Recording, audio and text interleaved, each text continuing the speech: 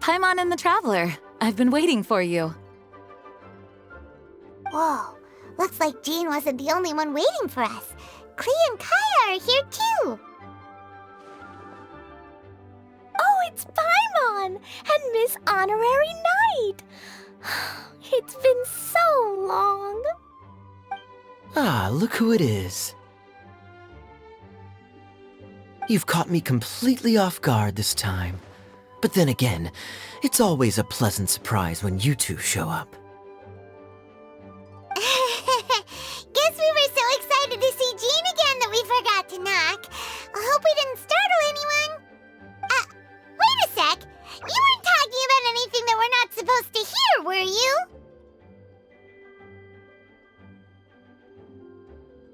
Hey, stop pretending like we're doing food deliveries.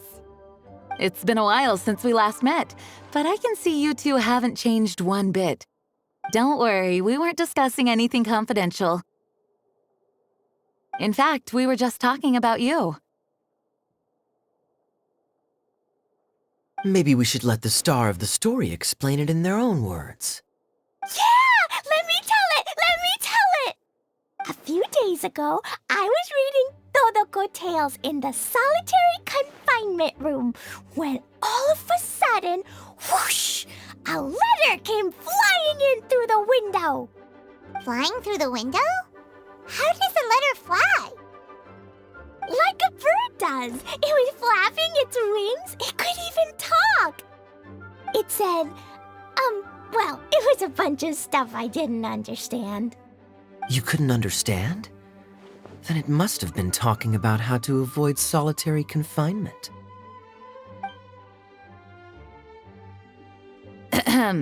Kaya? Just saying. We don't want to let a teachable moment slip by. Okay, I know. Anyway, the letter said, "Oh, Klee, are you behaving? I see you've wound up in the solitary confinement room again." Sorry about that. Mommy is busy these days and can't take you out to play. But there's good news. I have a friend who has very kindly invited you to visit her. Oh, so the letter's from Alice.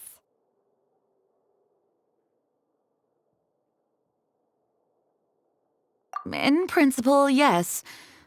But the issue is that Alice's friend lives quite far from here. The letter says that Mom's friend lives in Sumeru. The Knights of Favonius could never agree to send Klee off to Sumeru on her own, but Klee is rather intent on taking Alice's friend up on this invitation. Yeah, I really want to go. You see? So we were wondering, who can we send with her on the journey? Preferably someone who's a reliable hero and with a history of saving Mondstadt. Oh, so that's why you wanted to see us. I do apologize, but Klee gets along with you so well. We couldn't think of a more suitable choice. Sure, we can do that, no problem, right? Can you really, Miss Honorary Knight? Yay! With Miss Honorary Knight around, Klee's not afraid of anything! See, I told you that she'd agree. In that case, we'll leave Klee in the trusty hands of the Traveler. And you too, Kaya. You should join them. I noticed you quietly completed that backlog of paperwork we had. You deserve the chance to unwind a little. Oh, so you noticed. Well then, I suppose I have no reason to refuse. Great! Things will go even more smoothly with Kaya around. Still, Sumeru is pretty far. It's gonna be a long journey. Don't worry, Mom's letter had a magic invite inside. Mom says we just have to all shout out where we want to go at the same time, and poof, we'll be there in the blink of an eye. Wow! Well, that'll definitely make things easier. It only works 3 times though, so we should only use it when we really need to. 3's plenty. 1 for the way there, 1 for the way back, and 1 extra, just for good measure. Sounds very mysterious. I still think we should use it sparingly. After all, we don't know the exact location of where we'll be headed, or what dangers we may encounter on the way. Here's what I suggest.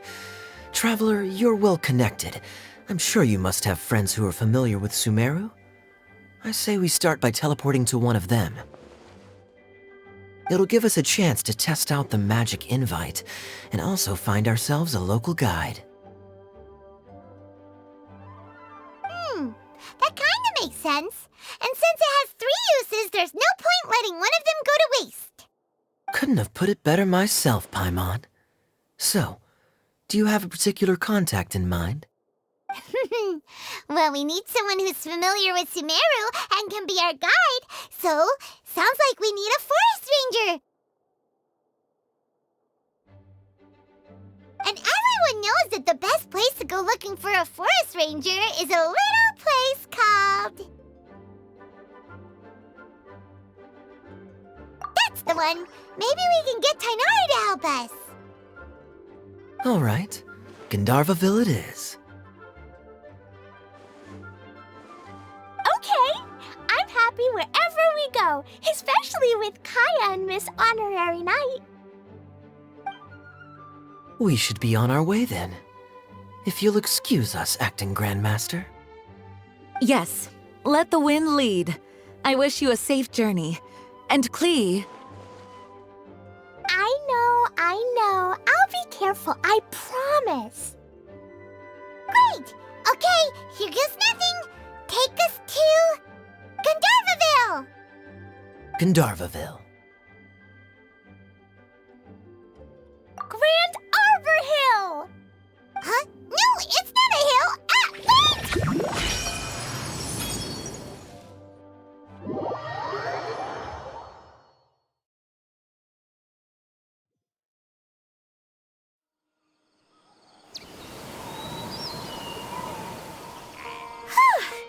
We made it. Paimon was sure we were about to end up someplace super weird. Sorry, it was an accident. It's okay, Klee. Good news is this magic invite really does work. Fascinating. One moment we're in Mondstadt, the next we're in Sumeru. So this is where Mom's friend lives? Wow, there are so many big flowers. Oh, and jumping mushrooms.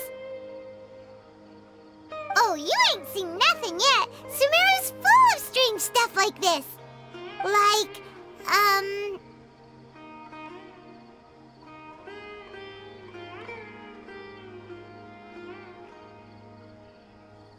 Oh, yeah. Paimon was pretty creeped out the first time we saw one of those. Listen carefully, Klee. Those jumping mushrooms are called fungi. They may look cute, but if you get too close to one, it'll try to hit you with its cap. Really? Okay, well, I'll hit it back with my cap. And then I'll hit it with the hood on my jacket, too. I'll definitely win if it's 2 hats against 1. As long as playing with hats doesn't escalate to playing with bombs. But Klee's our friend, so we should be able to convince her to keep this trip explosion-free. Right? Uh-huh. I'll be extra careful not to blow anything up. I'll try my best. Aw, that's very good of you, Klee. You're being very grown up today. Yep, I'm super grown up. I'm already the Spark Knight. Okay, Spark Knight. Well, keep up the good work, because very soon we'll be introducing you to a friend of ours called Tainari in Gandharvaville.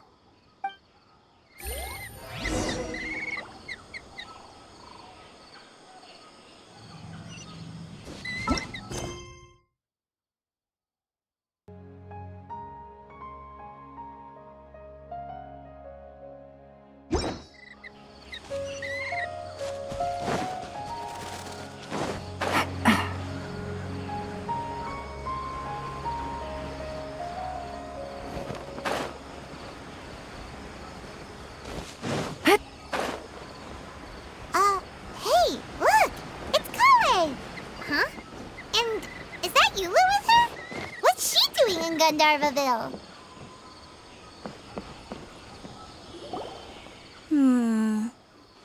I've definitely heard the other forest rangers mention somebody dressed like that before. I see. Then it looks like my suspicions are correct. Who do we have here? Traveler and Paimon! Huh? Oh, Kaya and Klee are here too! Hi, Kale! It's been ages! Kale! Eula! What are you two doing here? Well, that question's really more for Eula. What a coincidence. I didn't expect to run into a fellow Favonian captain this far from Mondstadt. How's the vacation going? Seriously? Bring the whole crew, why don't you? Is it just Paimon, or does Eula not look particularly thrilled right now?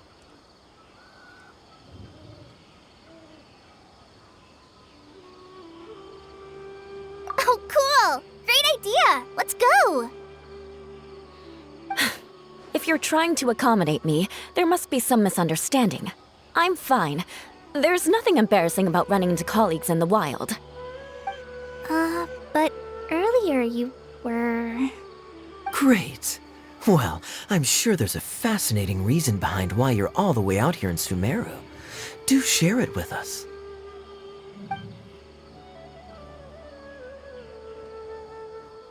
If you must know, it's a little complicated. But simply put, I'm searching for a cousin of mine from the Lawrence clan. He went missing recently, and after searching his home, we found evidence that led us here. He appears to believe that somewhere in Sumeru lies the key to restoring our clan to its former glory. He came all the way to Sumeru for that? What was he going to do, enroll at the academia?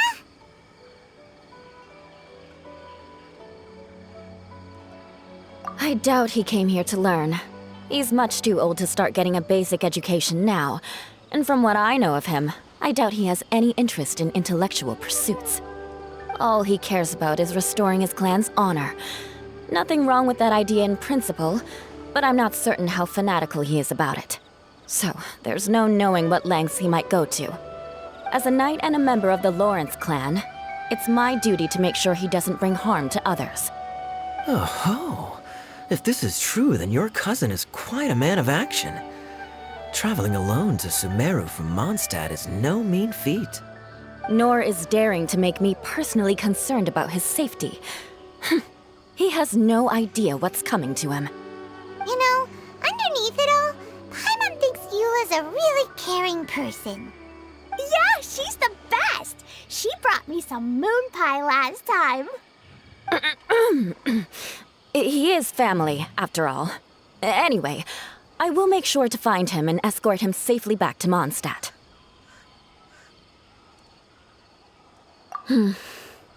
Now, back to you. How and why did you all suddenly show up here? I'm afraid that could be tricky. Master Tainari is still at Partis the Eye delivering his lectures. He isn't due back for a while. But I think I'll be able to help out. The description in the invitation letter is vague, but I'm pretty sure it's hinting at somewhere in the desert. The desert? Does that mean Mom's friend is from the desert? I guess I'll call her Auntie Desert for now. I remember Mahamatra Sino once told me a strange rumor about that part of the desert. They say there's a secret domain there that can make all of your wishes come true. Wait. He said I should just call him Sino. I keep forgetting that.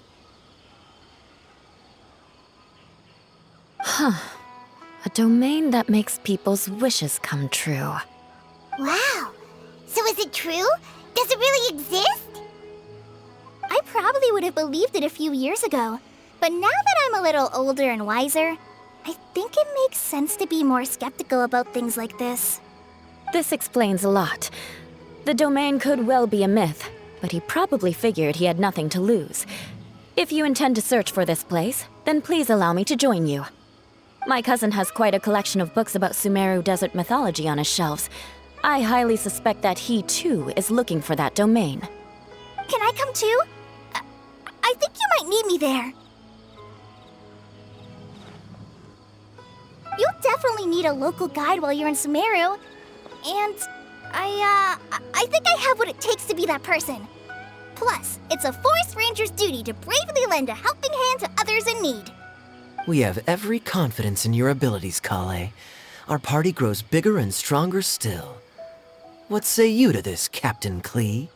I think it's super cool! I read in a storybook that on your own you can only have a drop of happiness, but in a group you have a whole ocean. So I'm sure Mom's friend will be super happy if I show up to visit and bring a whole bunch of friends with me. That's the spirit. In that case, let's get the magic invite to take us there.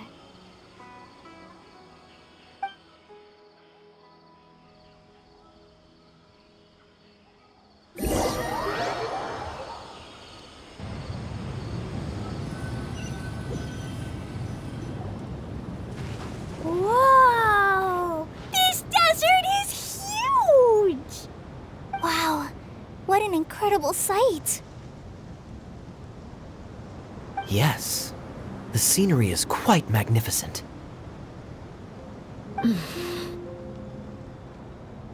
Are you okay, Eula? You don't look so good. I'm fine. Just taking a moment to acclimatize. The air here is much drier than in Mondstadt. This area doesn't look very habitable, and I don't see a domain entrance nearby either. Oh no. I didn't pronounce the destination wrong. Did I? I mean, I don't think I did. Nope, you got it right. It definitely wasn't your fault. I said Gandharvaville wrong earlier, but we still ended up in the right place. Klee's right. We're in the right place. There's no doubt about that. Phew. Maybe the entrance is hidden under a sand dune. Who knows? We'll just have to start by looking around.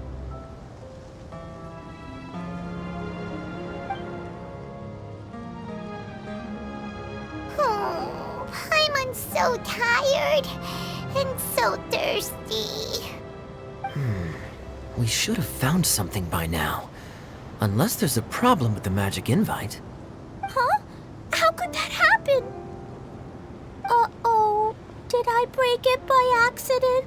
But I didn't do anything. Todoko will back me up. I'm innocent. It's definitely not your fault, Klee. See? Not even a wrinkle on it. Does Miss Honorary Knight have an idea?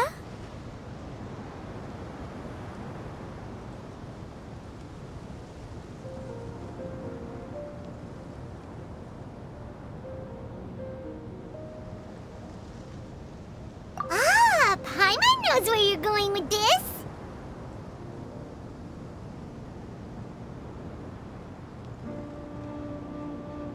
Interesting approach.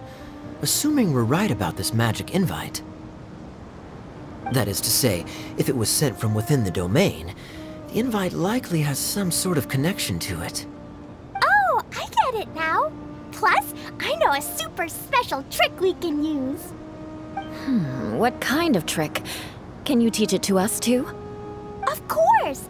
Mom said that if I ever need help, I just need to shout this out loud. Magic invite, Klee needs your aid. Do something now, so Klee's not afraid. Look! Something flew over!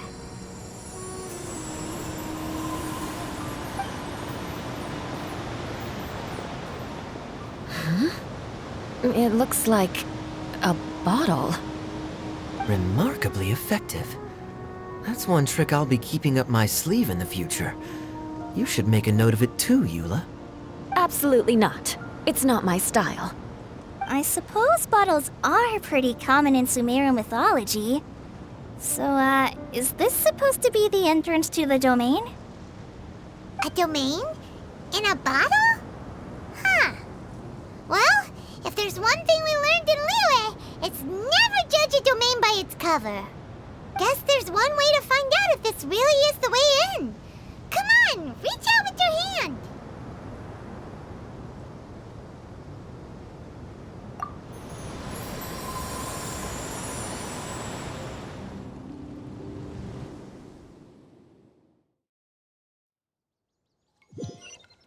We made it!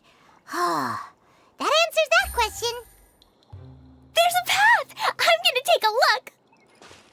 Hey, don't run off and leave us all behind.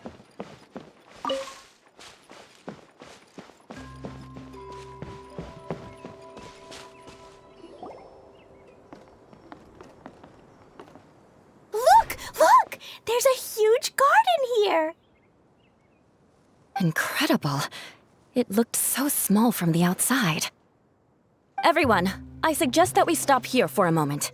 We should take stock of our surroundings before deciding on our next course of action. Since we're in a bottle, has anyone heard the story of the magic bottle? Oh, you mean the one about King Deshret and the genie in a bottle? I've read it before, but I struggled with some of the vocabulary. What's the story about, Kaya? Mom told me a story once about a group of adventurers who went to Bottle Land. But I don't think there was a magic bottle in that one. Don't worry, Klee. I can tell you all about the story of the magic bottle. But if you keep running off on your own, you'll miss all the good parts. Oh, okay. I got it. I'll stay with the group from now on.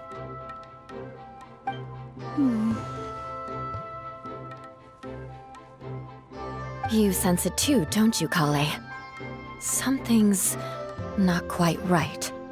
Yeah, the scenery here is beautiful, but it's too quiet.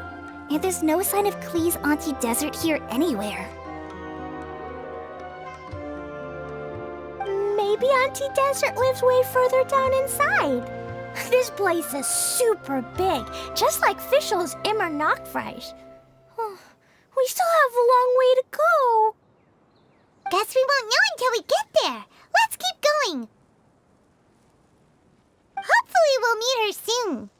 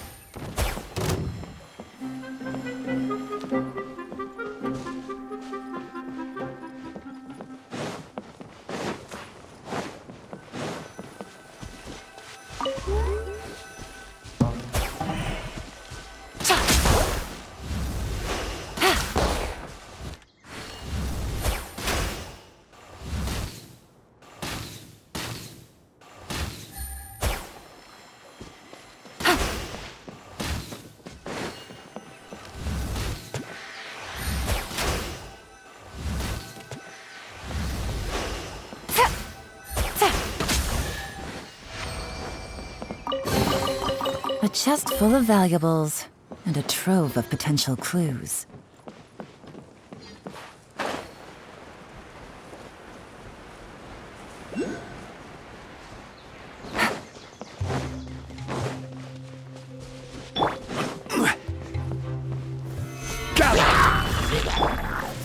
Into the wind! Quietly now. It looks like no one set foot on this road for quite some time. I agree. And the further we get, the more I feel like this place is a whole lot bigger than we imagined. Hey, there's something strange up ahead. Let's check it out.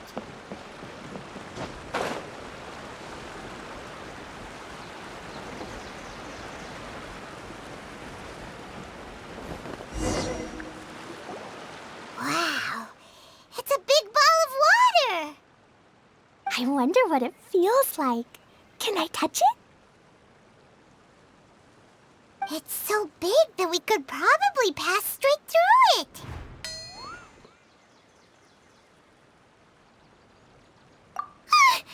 That's so scary! Stop giving Paimon the heebie-jeebies! Let's not touch it for now. We still don't know enough about our environment. But we can't just do nothing at all, because then nothing at all will happen. I have a feeling that this could be the core that sustains this entire bottle domain. In which case, the moment we touch it, this place will instantly revert to its original size, with all of us still inside. Yikes. Okay. Paimon won't touch it. Jeez. Kaya, are we really gonna get squished inside a bottle? Of course not, Klee. I'm sure the real core of this domain is hidden away in a very safe place. Somewhere like... over there, for example. I was so nervous that I didn't notice that big wheel at all. Wait, who goes there?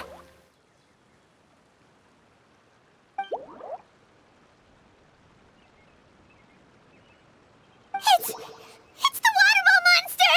Ah! The water ball monster is real!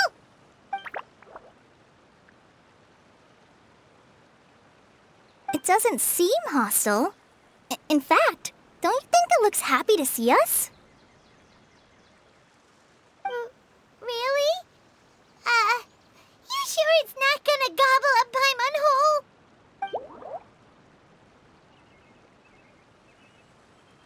I don't think it's hungry. Are you, Water Droplet?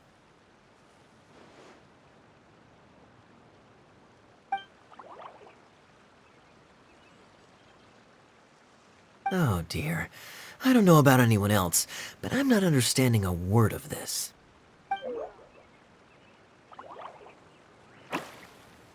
Wait! Don't go! Wait for us!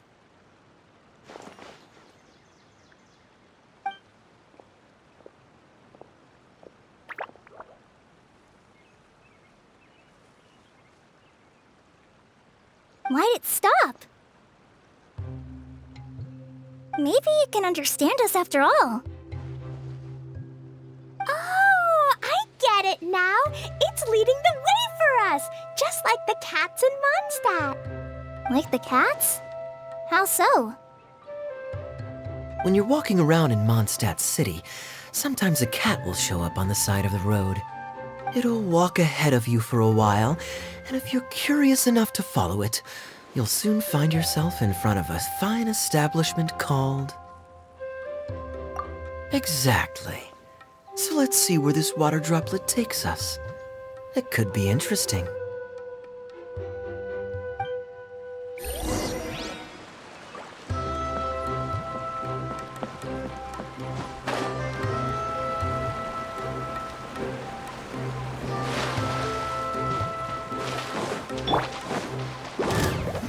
Solidify! The wind knows me.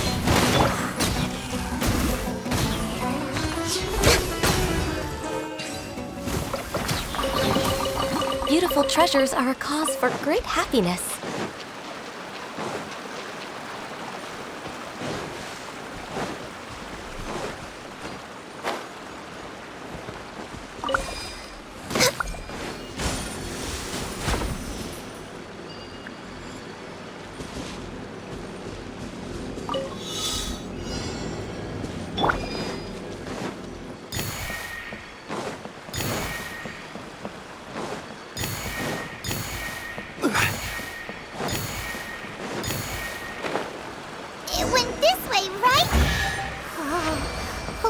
lost it. Did the water droplet go into that cave?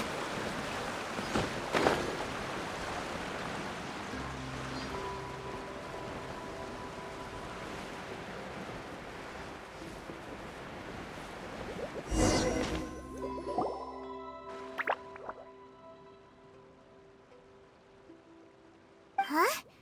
Another strange contraption. And there's a weird-looking wall over there. This kind of looks like that ball of water we saw earlier. Did the water droplet bring us here because it wants our help with something?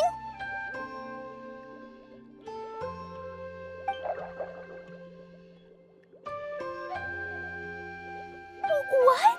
Your friend is trapped in the wall?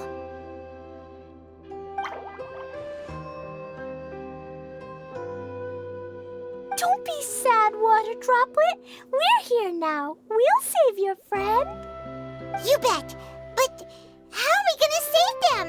Do we have to break down this wall somehow?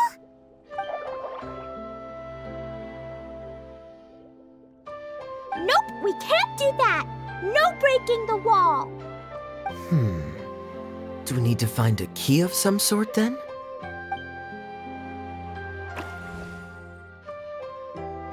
Oh no, where'd it go? Look, the device has lit up. And it's projecting images onto the wall. A two-dimensional space with objects of the same composition as the device nested inside. Yep, what Kaya said, and that's where its friend is. But how exactly do we enter the image on the wall? Maybe we just copy what the water droplet did? But what does that mean? Hold on, I think Klee's onto something. Since the water droplet appears to be the key that activated the mechanism, we may be able to follow it inside simply by touching the device. The principle is no different than how we entered this bottle domain. Fair enough. Okay, deep breath, then head in.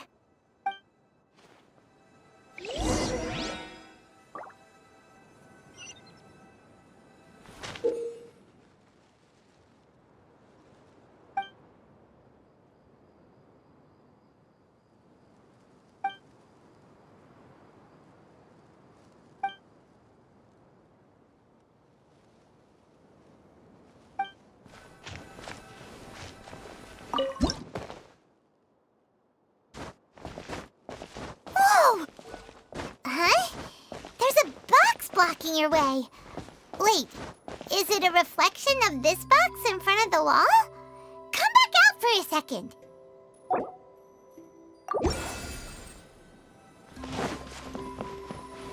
Aha! The box on the wall moved too!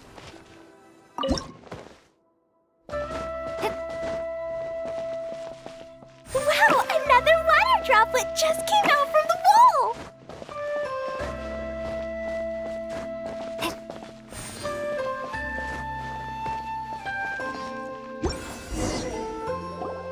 It was flat as a pancake in there, but as soon as it came out, it turned all plump and round. Guess it makes sense that the water droplet's friend is also a water droplet. Aw, and they both do the same thing to show they're happy. Water droplet number 2 ran off!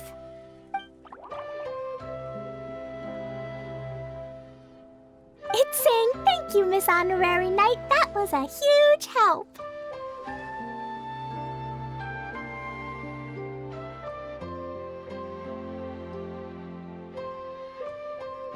Traveler, how do you feel after entering that two-dimensional space?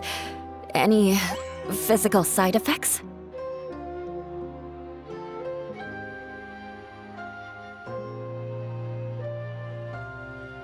You sure seem fine to Paimon. Well, I'm just glad that you're okay. Good thing you is here to look out for everyone. Can't say the same for you, though, Kaya. You were pretty quick to send the traveler inside. Hey now, I only suggested that because I was confident that the traveler would be fine. Water droplet, is there anyone else here besides you and your friend?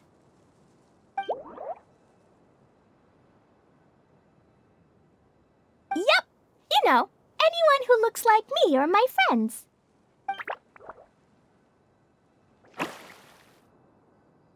Oh, it ran off again. Hopefully this is a good sign. Amazing. Come on, let's follow it.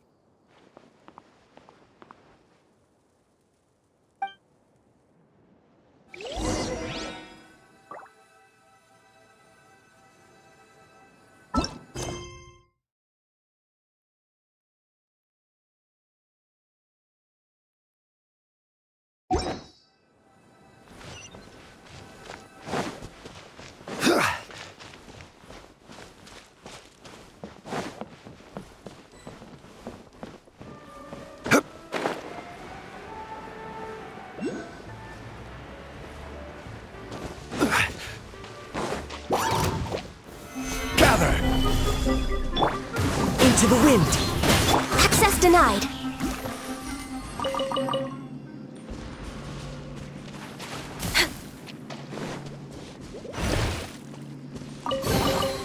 Perhaps whoever left these behind was also fulfilling a contract.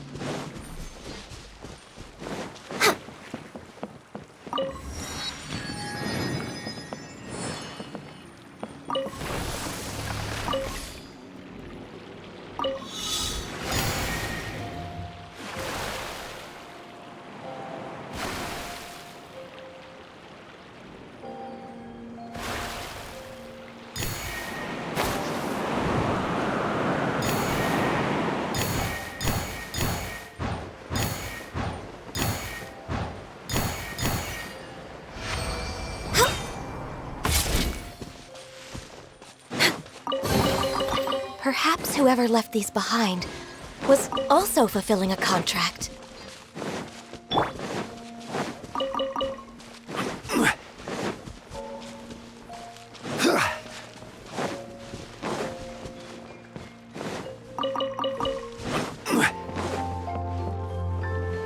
It looks like there might be a town up ahead.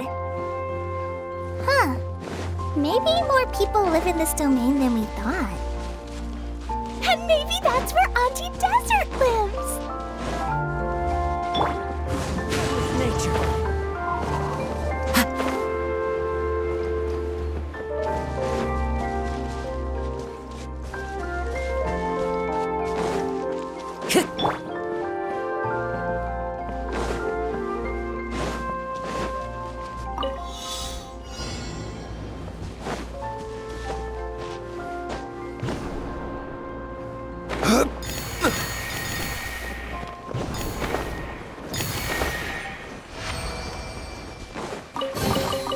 Unsolicited, and all the more valuable for it.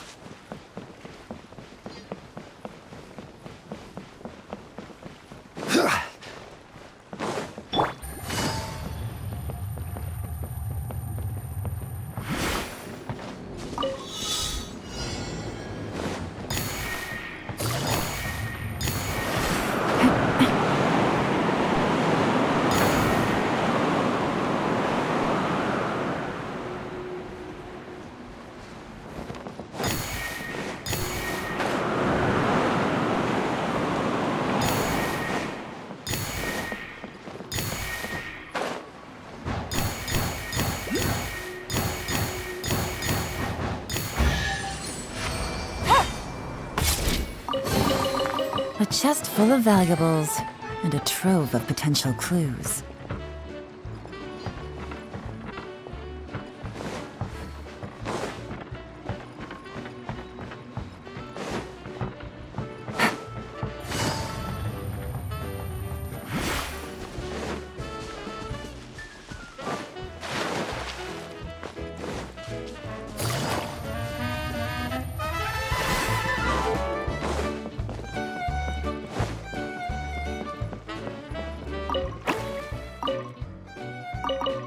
Take it easy.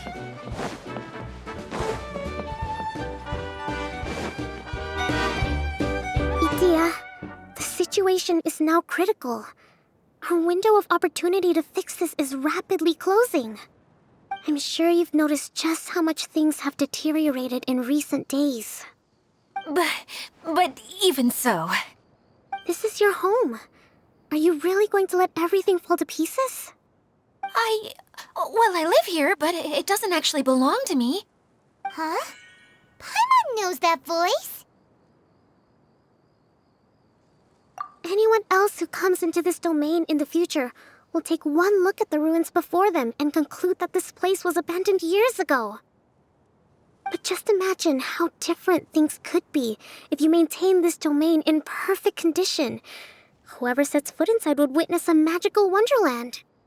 How miraculous it would feel to them to find such unimaginable beauty in the middle of a lifeless desert. Oh, you're right, General. Truly, but... Act now while you still can. You have to stand up to this and break free from your despair. The most important thing is to have no regrets in the end. Well, no one chooses to have regrets, do they? But I take your point. I'll try my best to stop running away. But the question remains of where to begin. Paimon's figured out who it is. Is it Miss Honorary Knight's friend from a faraway land?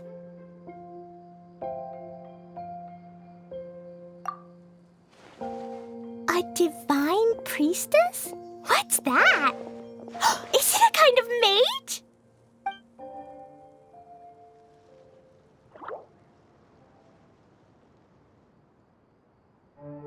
What are you doing here? Huh? We have new visitors? Greetings, everyone. This is the Valurium Mirage, and I'm the caretaker, Adia.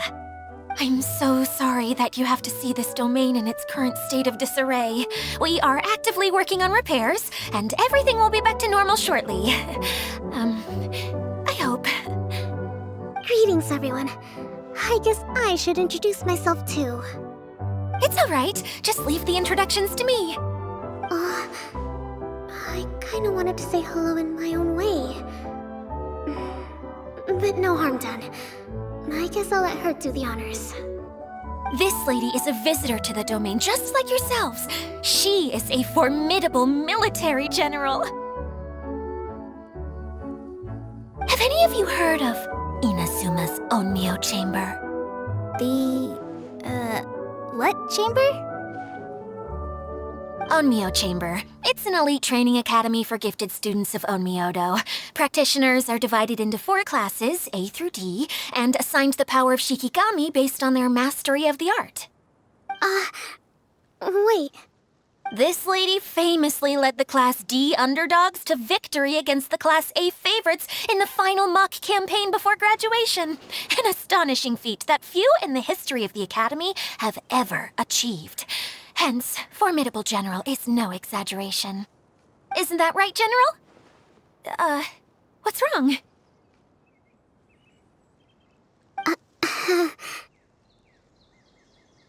Huh?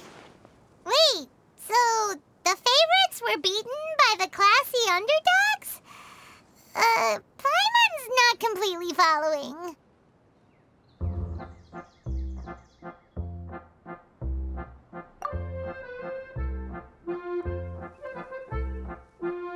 That doesn't sound like the divine priestess Miss Honorary Knight was talking about.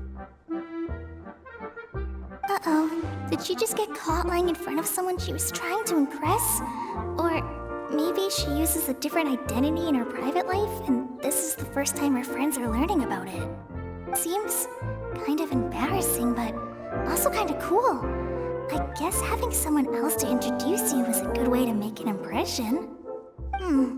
Maybe I'd fit in better with everyone if I had a title too.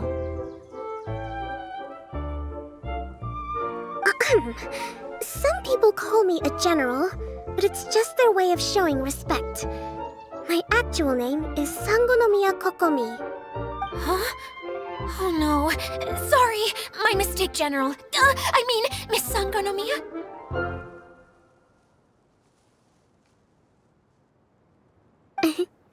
Call me whatever you like, Idia. The only important thing about names is knowing who's who. Oh, I get it now. It's like that story that Mom told me that time.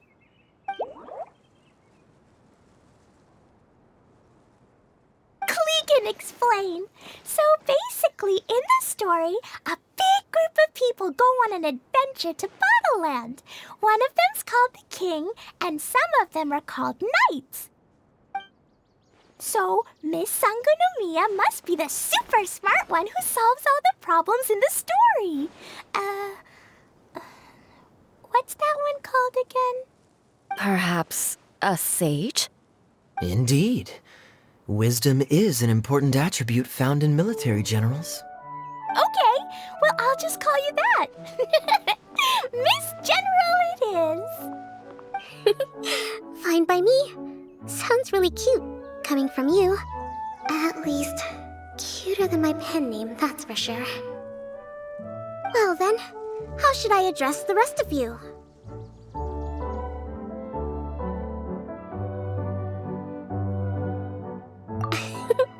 How could I ever forget you? But what about these esteemed ladies and gentlemen accompanying you? I'd be delighted if you could introduce me to them too. Wait, Klee wants a title too. Okay, got it. Klee wants to be a mage, the kind that flies around everywhere. Da-da-da! Whoosh!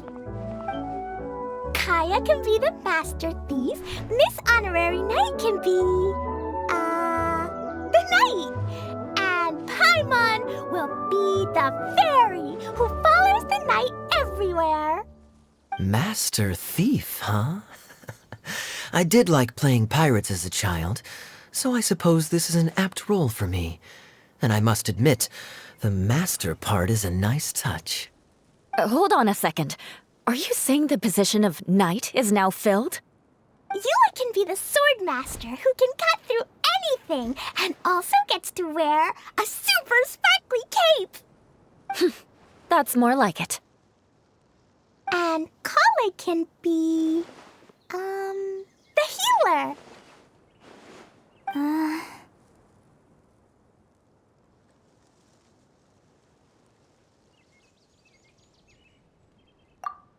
No, I don't mind. Healer is a great role. I just don't know if I'm qualified to be one. Whenever I'm thinking of titles for myself, I usually imagine myself as an adventurer or musician. I never thought I could be a healer.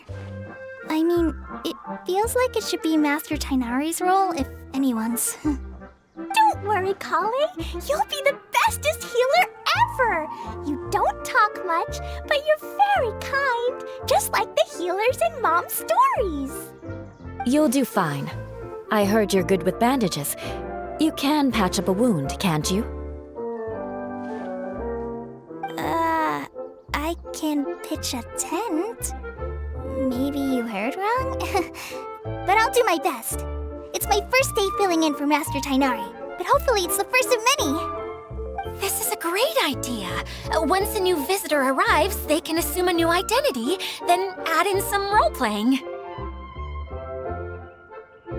Oh, we can't leave you out, Miss Adia. There are lots of characters in Mom's stories, but you don't remind me of any of them. That's perfectly okay. I already have a role here anyway, remember? I'm the caretaker. I got it! This wasn't in any of the stories, but you can be the mascot. Mascot? Klee, maybe you could think up an even better role for Miss Adia. A mascot, you say? Isn't that a character that doesn't have to actually do anything and sits around letting everyone else do all the important work? Incredible. You've seen right through me.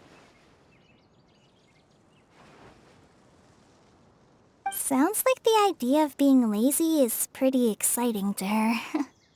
The mascot serves to maintain troop morale, Adia. Don't underestimate your role. Ah, all right. I'll be the mascot then.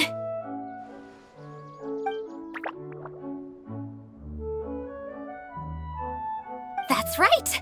Thank you for bringing these new friends here safely. You can go off and play now. Thanks, Water Droplet. See ya!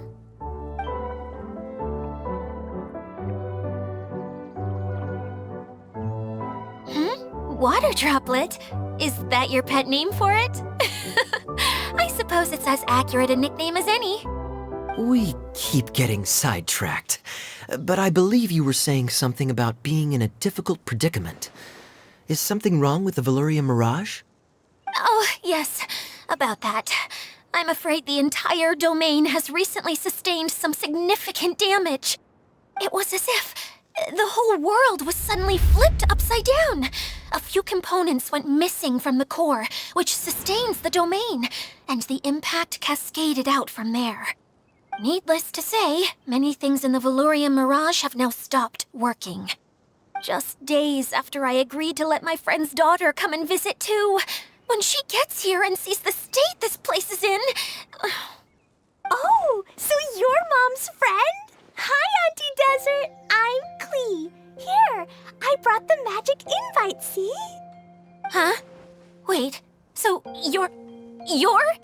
Look how dilated her pupils are. She must be very surprised. Yeah, and not in a good way. Mom's the one who sent me here. She's the strongest mage ever. She said that her friend lives in the desert.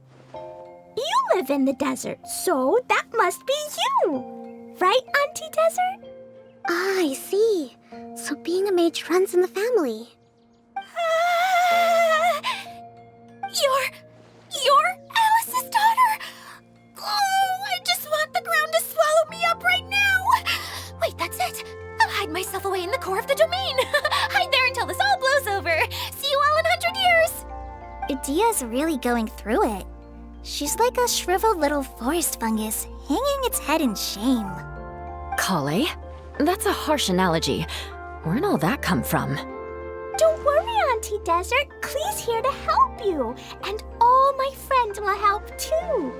Just take a deep breath, and then another deep breath, and all your worries will fly away. Yeah, don't you worry. Lady Fix-A-Lot over here has a good track record with this kind of thing. Well, I'm useless, but it looks like that won't matter with all you capable people around. Fantastic. Don't put yourself down, Idia. You're great too. Thanks for your encouragement.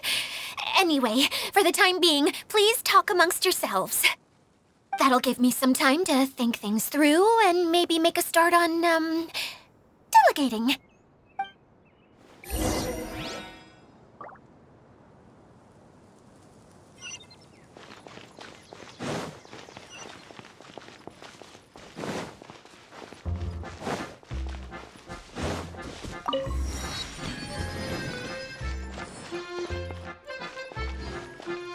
Feeling nervous, Kale?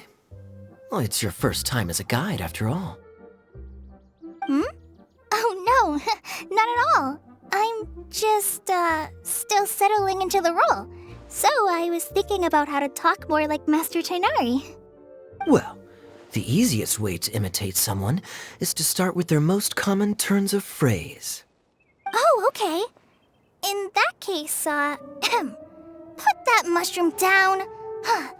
Now, it's highly poisonous. There you go. With just a few simple words, you've captured your master's personality perfectly. Anyway, what about your role? Don't you mind being the master thief? It doesn't sound like you're one of the good guys. Maybe not. Until you factor in that I only steal from the enemy. I think that's enough to make me one of the good guys. Don't you? Oh! Fair point, fair point.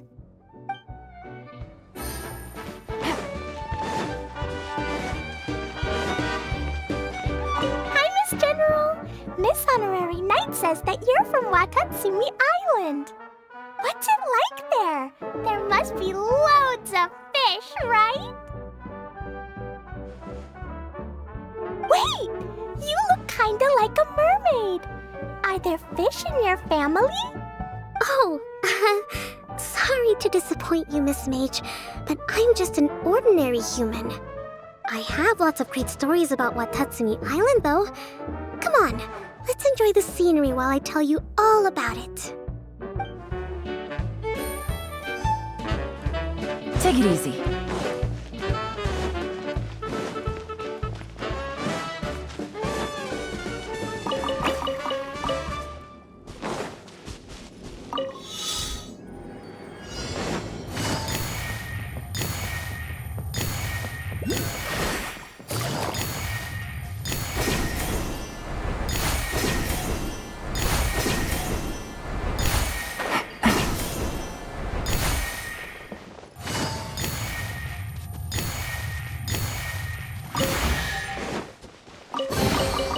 Treasure.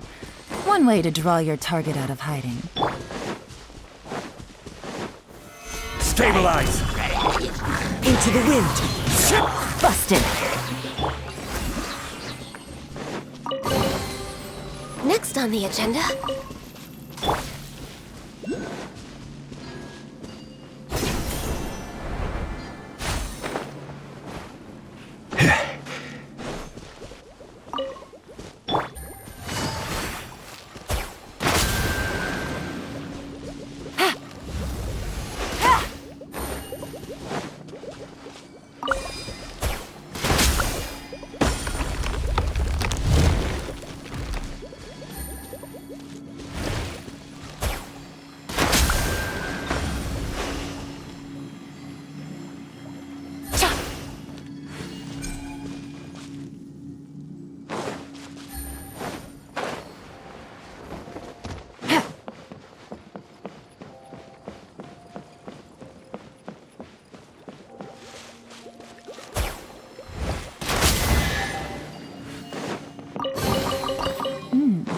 Easy money.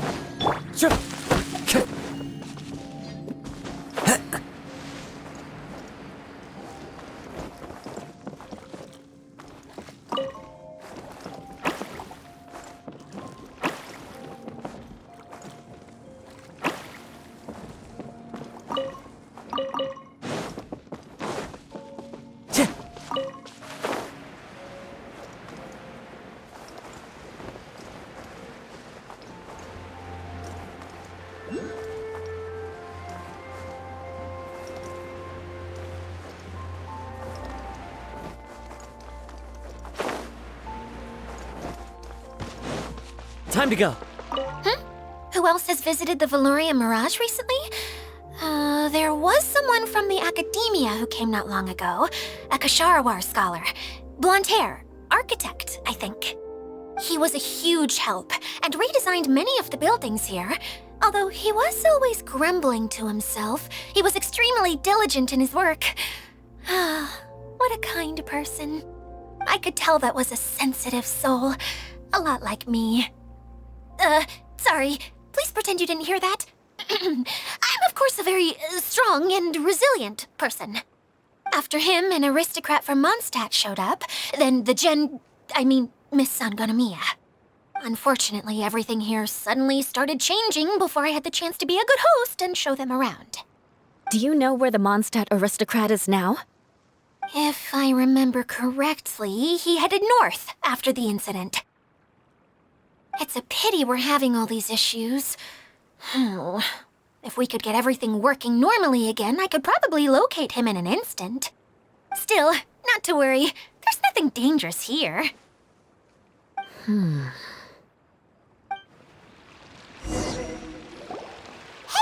Idia! You got an update for us? We've all caught up with each other. Very well.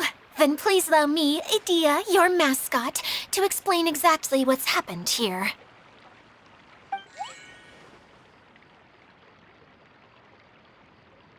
Basically, this entire domain is powered by a device called the Central Hub, which you all saw earlier. But following a major incident, several key components from the Central Hub came loose and went flying.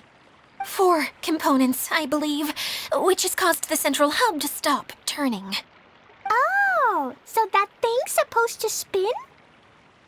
Yes, it definitely shouldn't be frozen still like it is now. At least, that's not how it was when I first got here. Oh, I've done such a terrible job of taking care of it, it's so embarrassing. Hey, everything's gonna be okay. So, we need to fix the big wheel up there. And to do that, we need to find the missing parts. Right. I do know where one of the parts is. It landed not too far away. But the rest all landed in different areas. I'm afraid you'll have to go and look for those. Now, as the caretaker and your mascot, I shall announce your respective adventure duties. You can just be yourself if you want. No need to force the whole role-playing thing. Oh, I see. Okay, so I was thinking that maybe Swordmaster Eula and Healer Kale could investigate the northern zone? If that's okay? Fine by me. I was going to be looking for my cousin there anyway. I'll be your backup, Eula. I know you usually team up with Amber, so I'll try my best to fill her shoes. Oh? Well, this'll be fun. Let's see if a forest ranger can outperform an outrider. Master Thief Kaya and Mage Klee, if you could earmark some time in your busy schedules to search the West Zone. Earmark? What does that mean? It just means we mustn't forget to do it. Don't worry. We can handle that. Finally, we have our General, Miss Sangonomiya, and our Knight, the Traveler. If there's no objections, please come with me to retrieve the first component.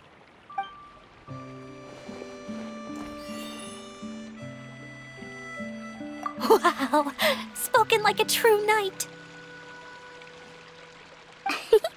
Then, for my part, my strategic mind is at your service. All right, well, if anyone finds anything, come back here and we'll regroup.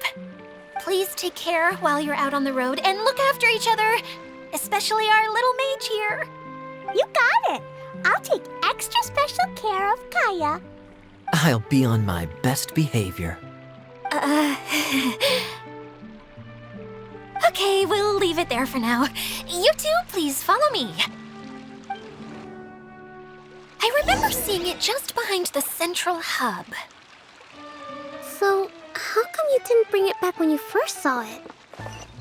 I'd have been more than happy to, if this one component was enough to fix the whole domain. But with 3 other components to find, I suddenly felt overwhelmed by how much work needed doing. Paimon kinda gets that. Taking the first step is always the hardest part.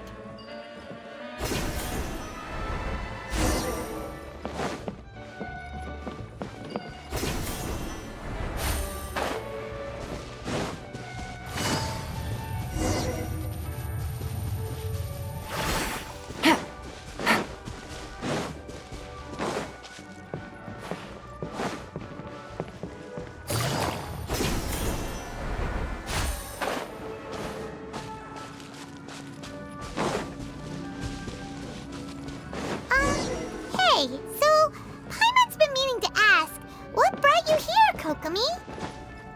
Oh, well, things have quieted down in Watatsumi Island for now.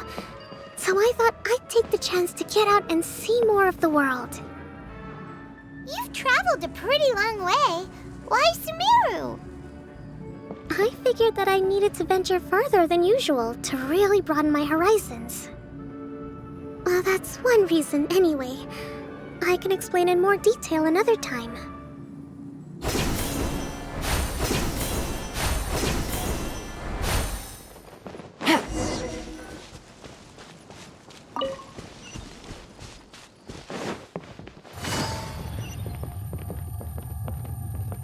Quiet for now. The wind knows me. Busted! Treasure. One way to draw your target out of hiding. Take it easy.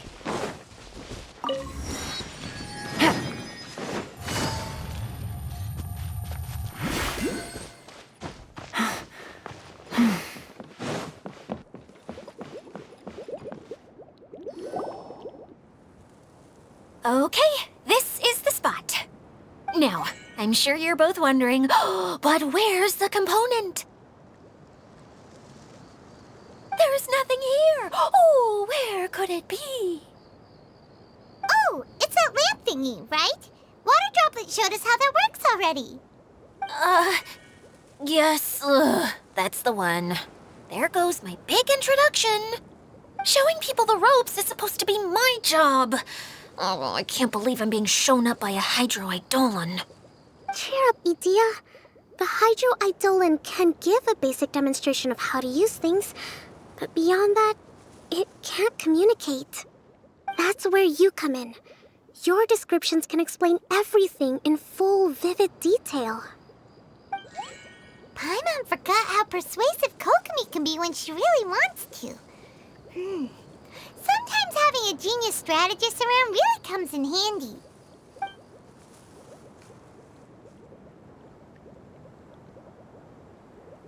Oh, well, if you put it that way. Well then, just pretend like you've never seen it before, and I'll tell you all about it. This is called the streaming projector. Everything here in the Valurium Mirage was made using this device. All you need to do is place an item in the projector, and you can construct a corresponding item based on the shape of the original and your imagination.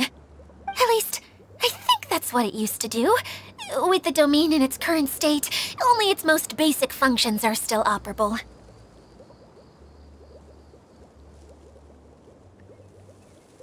Okay, not quite that basic. At the moment, it's only able to show two-dimensional objects. I call them preprints. Think of it like a sort of draft or blueprint or something. So you're saying the component fell into the preprints? Yes, exactly. I'll leave you to go in and physically retrieve it.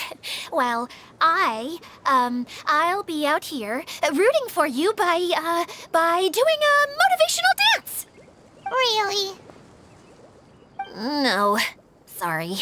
I feel like I have two left feet when I try to dance. I guess I'll just find a place nearby to sit and wait patiently for you. Hey, come on! Cheer up! We'll handle everything from here!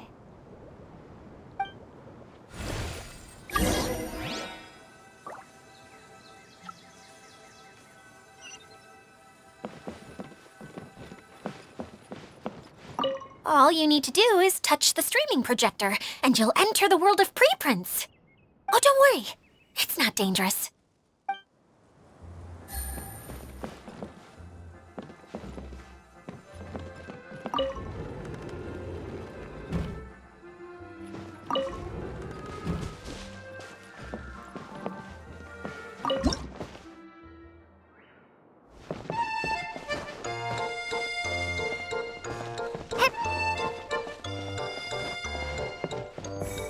Doesn't look like the component is in here.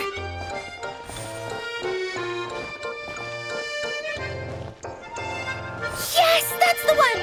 Now you just need to bring it back out. What is this thing anyway? Some kind of gear?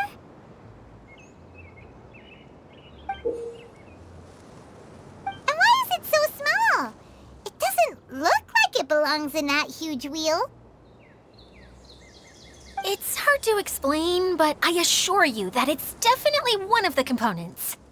So that leaves 3 more components missing. Every journey begins with a first step. I think we're off to a good start, and things should keep going smoothly from here. You really think so? I suppose you're right. She did manage to defeat Class A at the Onmyo Chamber, after all. You don't need to keep bringing that up. Anyway, thank you for all your help. I'll take this and start trying to repair the central hub. You two may as well head back to town. Oh, why am I so clumsy? Once again, I was no help at all. The least I can do is try and handle the actual repairs.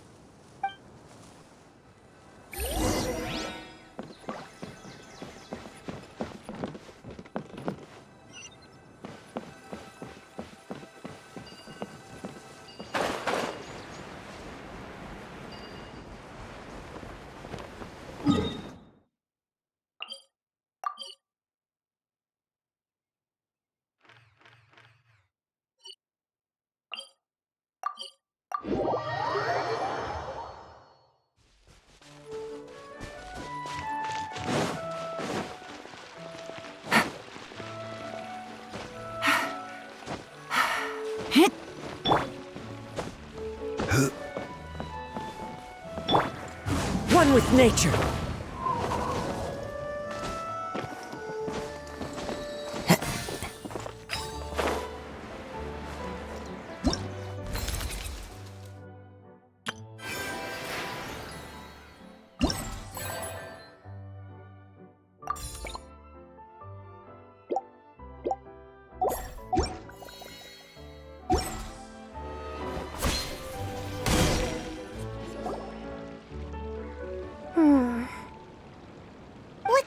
Kokomi? I'm just a little confused. You mentioned that the water droplet showed you how to use the projector? Can you tell me a little bit more about that? I'm so curious to know what happened. Oh, sure! I see. Hey, look! The wheel is spinning now! Oh, and now it's stopped again! Well, that didn't last long. It also wasn't spinning at the right speed. Before the incident, it spun much faster than that. Oh, so you saw it back when it was still working? Yes, I arrived here a little earlier than the rest of you. But the incident took place not long after I entered. Like Idia said, it felt like the world was flipped upside down.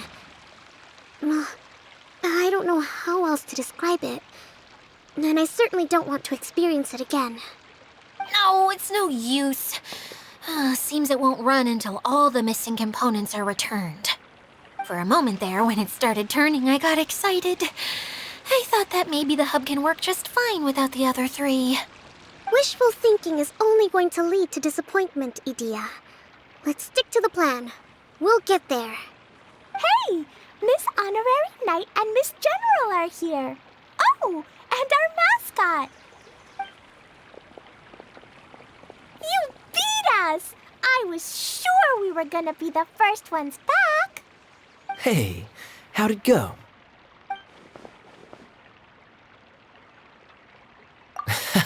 Impressive. I doubt you'd find many other knights of such caliber even among the Knights of Favonius. How about our master thief and mage? Did you find anything? You bet! We made a huge discovery. The place we were trying to get to was blocked off. We couldn't see anything past it, and there was no way around. But then, just now, a huge canyon appeared out of nowhere, so we hurried back here. It appeared just now? Come and see, Miss Honorary Knight. Let's go on a canyon adventure. I'll sit this one out. I'm beat after trying to make those repairs. I need to take a break. Miss General, you should come too. You can hide behind me and give me smart advice while I protect you. Wonderful. It would be an honor to serve as advisor for our young mage. Let's go!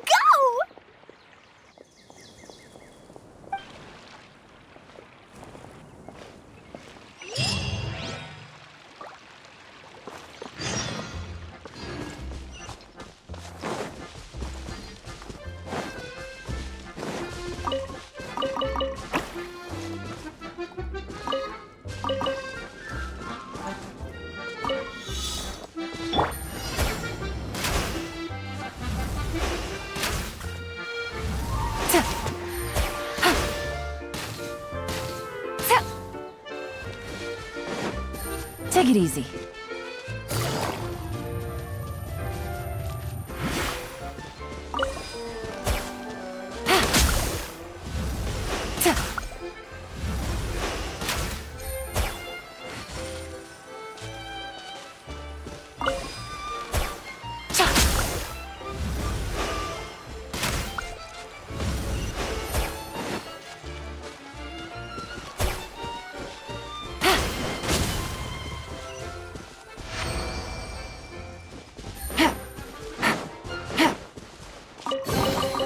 Treasure. One way to draw your target out of hiding.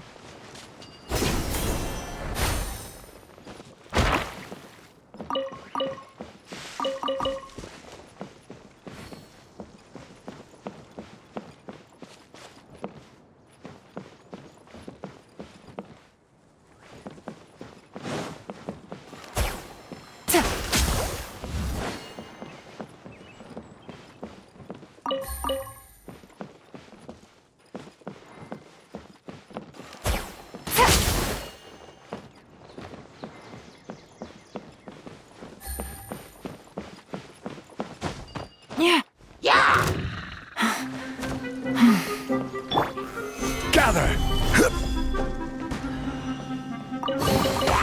Certain. The wind knows me. Quietly now.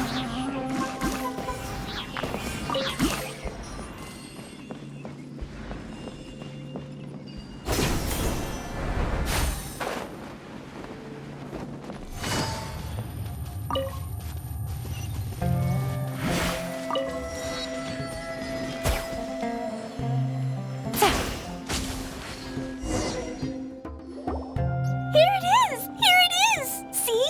This canyon wasn't here before. Just before the canyon appeared, I heard a faint sound, like something mechanical turning. Ka-chuck, ka-chuck, ka-chuck. Could it have been the central hub? That would mean this canyon appeared after it started spinning. Hey, you, oh. New guys, huh? Oh, hey! Paimon didn't realize anyone else besides Adia lived here. You actually saw her? She's barely shown her face since everything started falling apart here. Excuse me for asking, but who are you? Oh, right. I didn't introduce myself. I'm Ferdinand. Me and my brothers look after this whole zone. Well, we used to, until this whole domain was, like, flipped upside down, or whatever. The method we were using to make the carts and tracks stopped working after that. Idia is working on repairing the domain. We were just with her before coming here. Really? Huh. I assume that she'd be curled up in a fetal position somewhere, hoping all her problems will magically disappear on their own. Good for her. Anyway, I checked all the stations around the whole circuit. They've all conked out. Conked out? How? Would you mind elaborating a little for us? But aren't you just travelers who stumbled upon this place by accident? Nuh-uh. I'm Mage Klee, Idia's helper. A mage? You? Allow me to explain. Okay, I gotcha. Well, right now the more helpers we got, the better, I guess. Anyway, our first priority is to get the carts here up and running again. Oh? And why is that? The roads here twist and turn so much that the best way to get around is by riding the rail tracks instead. Let me show you. This is what we used to make them. Did Adia bring you up to speed on these things? Yep. Basically, we need something that we can put inside that'll make a cart for us. Like what? Can it be anything as long as it looks like a cart? Yeah, you could put it that way. But one other thing is that it has to be compatible with the tracks. So, something like a sedan chair, maybe? But I'm not sure we have all the materials required to build one of those. How about you, Traveler? Any ideas?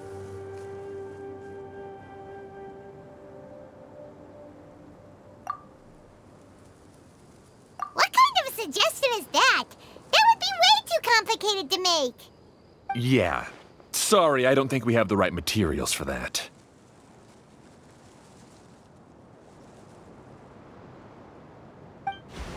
Really? Hey everyone, come and see what Klee made. Ta-da! Look! I made a cart! Wow! Amazing work, Klee! Whoa! It fits a track like a glove, too. Plus, it's a heck of a lot cuter than the ones Adia made. I just wanted to give it a try. Then suddenly, boom! There it was! Paimon's gotta ask. What exactly did you make your cart from, Klee? I used Jumpy Dumpty.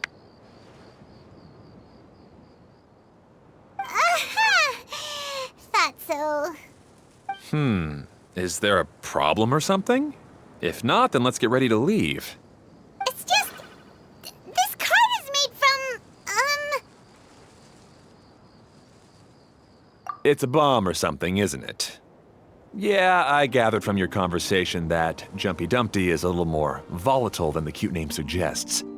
It's okay though, because the end product only takes on the general look of the source material. So to be more specific, while different materials have different properties, most of them aren't transferred to, It's okay! No need to delve into the theoretical stuff. Paimon just wanted to make sure we aren't about to end up like the, flying fish of Starfell Lake. Huh? Can we ride the cart now? In a moment. We need a hydroidolin to power it up first.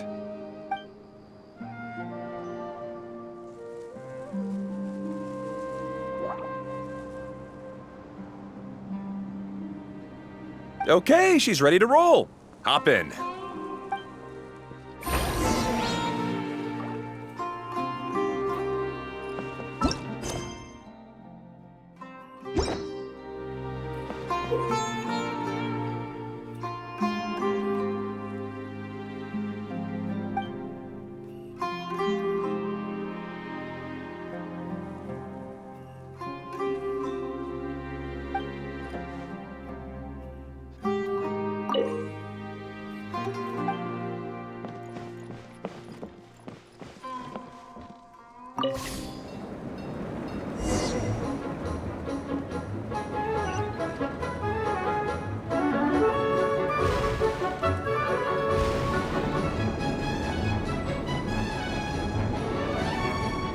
Whoa!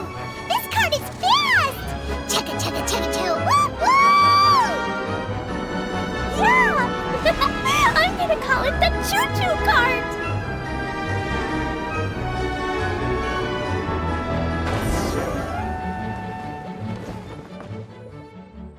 The track is damaged up ahead. We need to make some repairs before we can go any further. Yep, looks like it's all reverted to a preprint state here. Do you know why that happened? Everything in this domain starts as a preprint and only takes shape after being illuminated by the streaming projector. But the hydroidolin that forms the tracks here has been trapped in the print.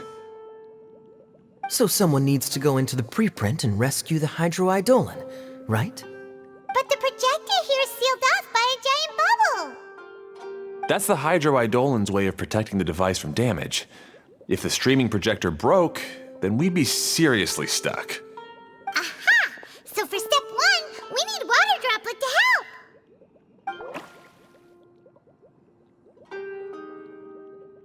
Aw, it seems to really like that name!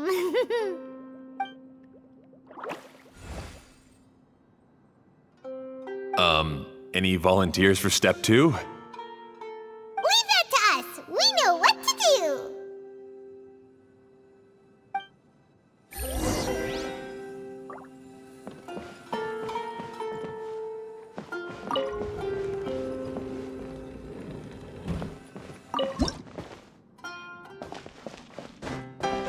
Ah, so the hydroidolin was locked up in that chest. Aw, it's completely empty! Yay! We saved 2 water droplets now!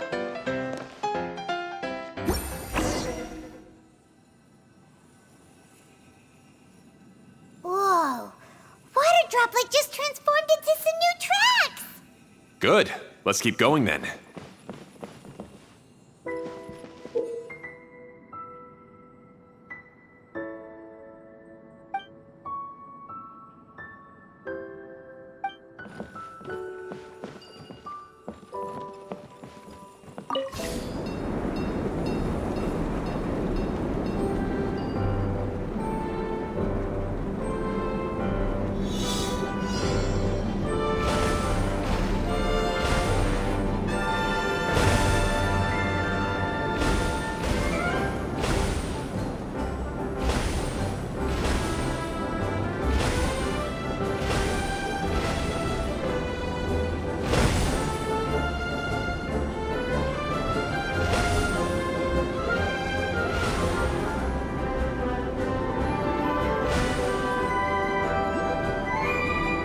Hey, Ferdinand!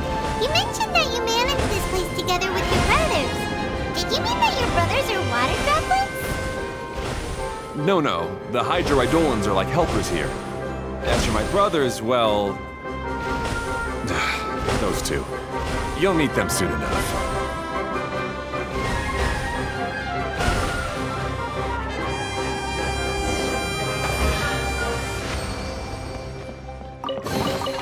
Treasure. One way to draw your target out of hiding.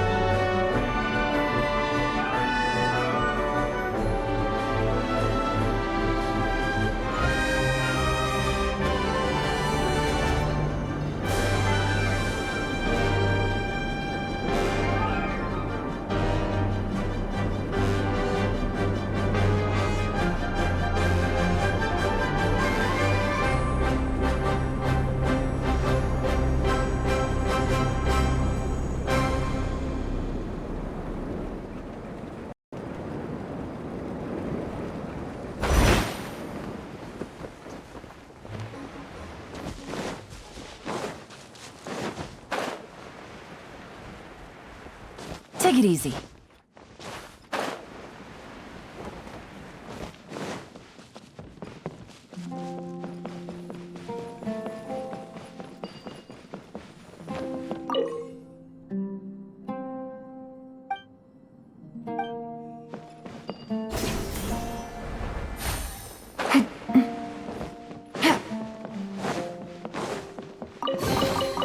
Treasure.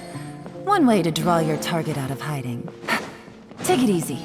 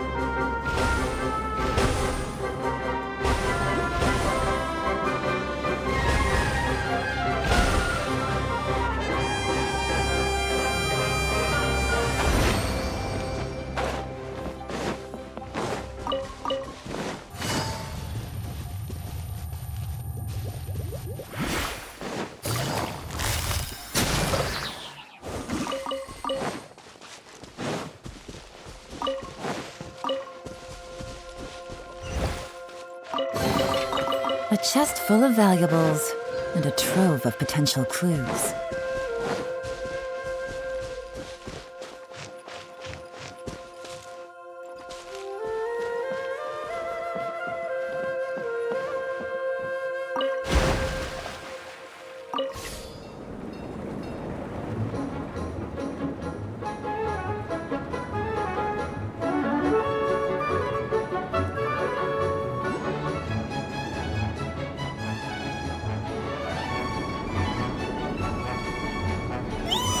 Look!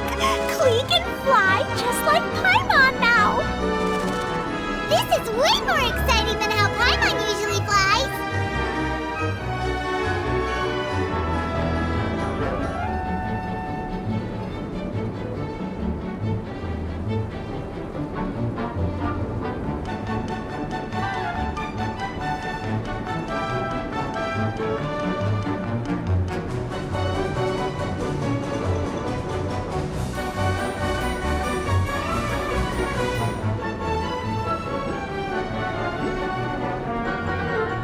Seems we've just about finished repairing the station and the connecting tracks. Let's go check the track switcher now. It's over there.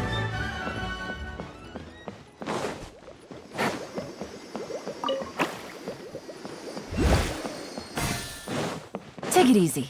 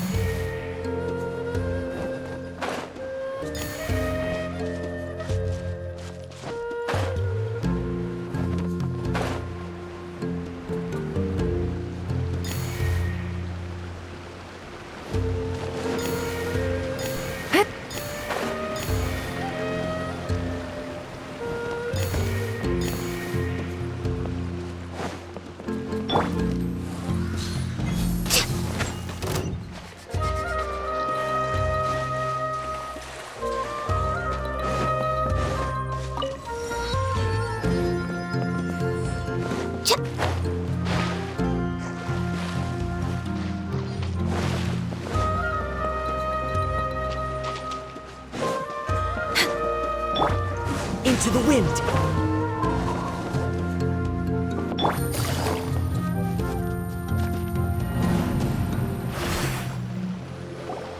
Oh, there's another spinny thing here. It's so big. But, not as big as the one we saw in the middle of this place. That one was huge. I bet it's something super important. I remember what Kaya said earlier. Very good, Klee! You're using what you saw earlier to make observations, like a real adventurer! It appears to be a system that rotates to switch tracks. That's right. Originally, all you had to do was flip this switch and the junction would rotate. But it seems Jeremy still hasn't fixed it yet. He sure talks big, but when it comes to actually getting things done... Is this Jeremy you mentioned one of your brothers? Yeah. When I talked to him about repairing the tracks, I suggested we start with the station, but he said we should start at the junction. Really, it made no difference which one we started with, but he just had to turn it into a huge argument. He always treats me like I'm a fool and disagrees with anything I say. Let's see what he has to say now that I've already fixed the tracks. If you ask me, you're clearly a sharp person, Ferdinand. Yes, finally someone who can recognize that, rather than just shrugging off my ideas. Come on, let's make our way to the junction and see what he's up to. I bet he's still fretting over what to do.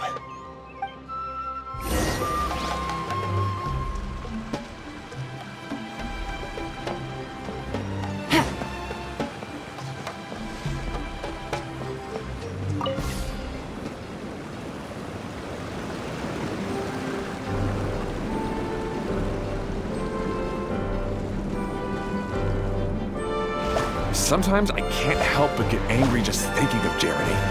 You should have seen him back in the sandstorm. I suggested we go east, and he argued that we should go west. You were in a sandstorm?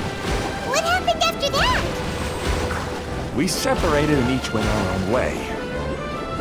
Lucky for us, we stumbled across this domain.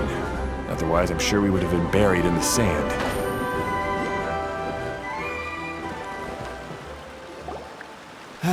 Everything will get better once we get the switcher working again. Still stuck here just as I expected. Well, did you make any progress? Didn't I already tell you? Just have the hydroidolins fix the junction and then make a new cart. After that, we can use the junction to... Wait a minute, how did you get here? It took a lot of effort for me to climb all the way up here. The answer is standing right in front of you. Yeah, sure. Those travelers must have helped you. You never get anything done on your own. You always get someone else's help and then try to take the credit for yourself. You're one to talk. What have you managed to accomplish, huh? You were here just moping around all day. Whoa. They started arguing the moment they saw each other. But aren't they supposed to be brothers? Me?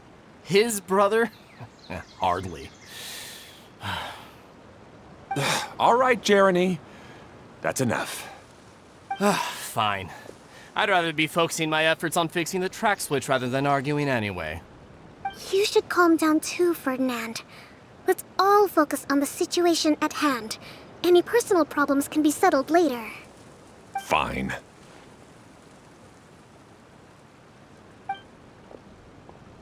I'm sorry you had to see that. My name's Jeremy. I'm one of the people responsible for taking care of this area. I assume you're the ones who helped repair the tracks. Thank you very much. It means a lot. No need to thank us. We're just trying to help Edea restore the domain. I see. Now that you and Ferdinand brought the cart up here, we'll need the hydroidolins to fix the area below. Them again, huh? Seems the hydroidolins are really important around this place.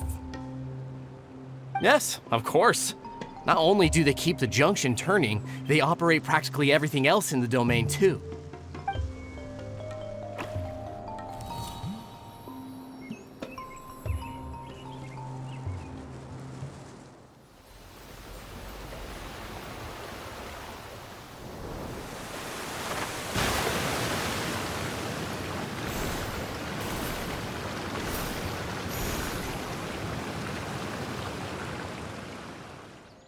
All right.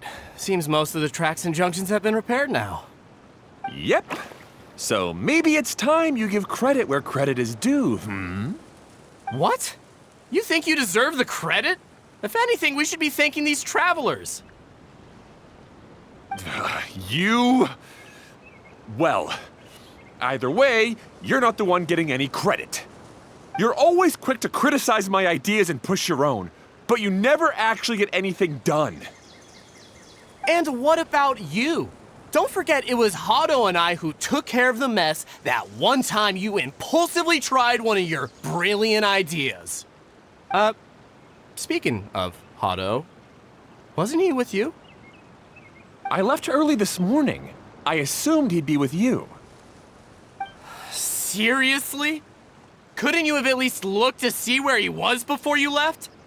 Hey, come on! You didn't see him either, so what's your excuse?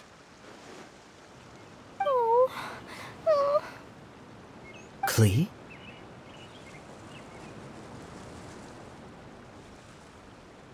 I don't get it. Nobody did anything bad. Why are they arguing? I just don't like his smug attitude, that's all. Who are you calling smug? If anything, you're the one who's making such a big fuss right now. All right, I think we've heard enough from you two. If you insist on bickering, then I'd suggest you go somewhere else. Otherwise, I'll just cool you two off myself. Fine.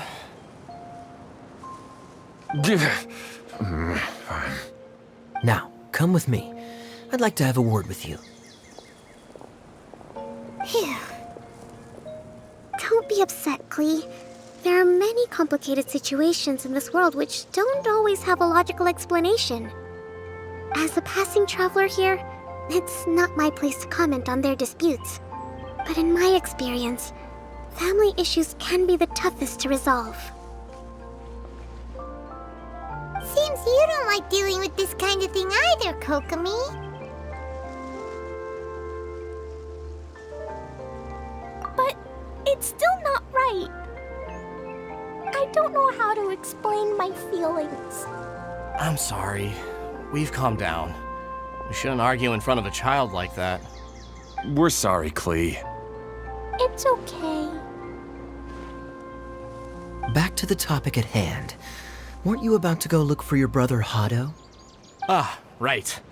Our best guess is he's somewhere around the torrential twister. We would have to use the junction to send the cart to another area. Sorry to trouble you again, but would you help us find him? Oh, all right.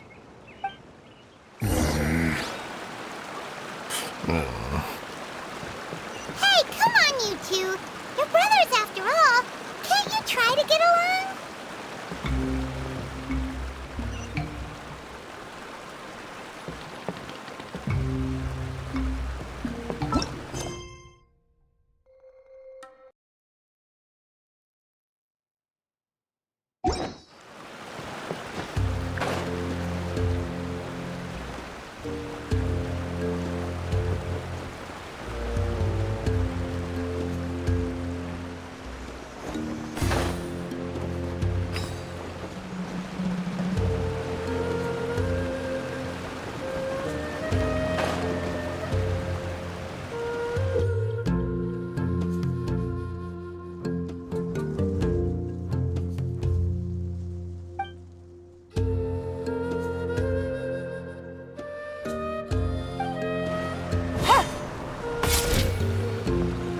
Okay, this is the end of this track segment. Otto should be nearby.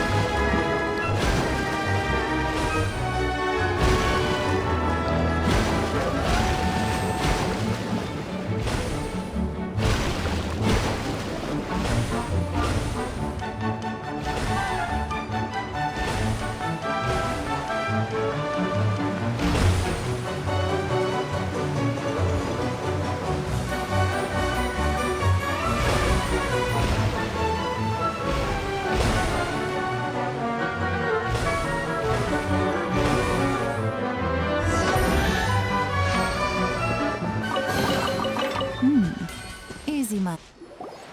Ah, I guess you had repaired the tracks and stations as soon as I saw a cart come zipping along.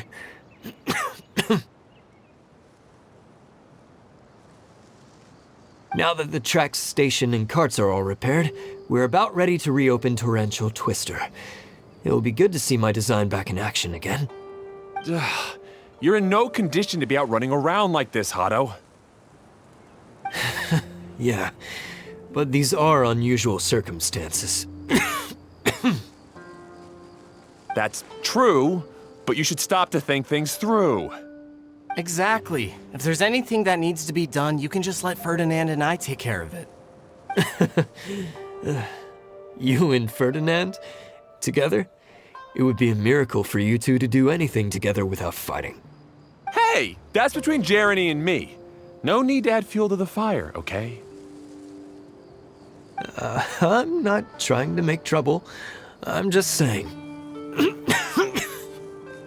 Ferdinand. Oh, don't worry. We're not arguing, Klee. We're just, discussing some things. Are you and Jeremy worried about Hado? Hmm? Why don't you just talk to him about it? Kaya's also worried about me sometimes, but he doesn't ever criticize me. You're right, but our relationship is much better than these guys. Well, our situation is a little different. Really? How so? We've been through this kind of thing before. If we didn't warn Hado, then he wouldn't take it seriously and something would eventually happen. As his brothers, we have to help him. But it doesn't look like you're helping. Huh? Maybe Klee doesn't understand everything. But my mommy told me that you help someone to make them feel happy, not to make yourself happy. Hado sure doesn't look very happy. Why don't you ask him what he needs? Klee's right, you know. You three need to open up and talk things through. You are brothers after all.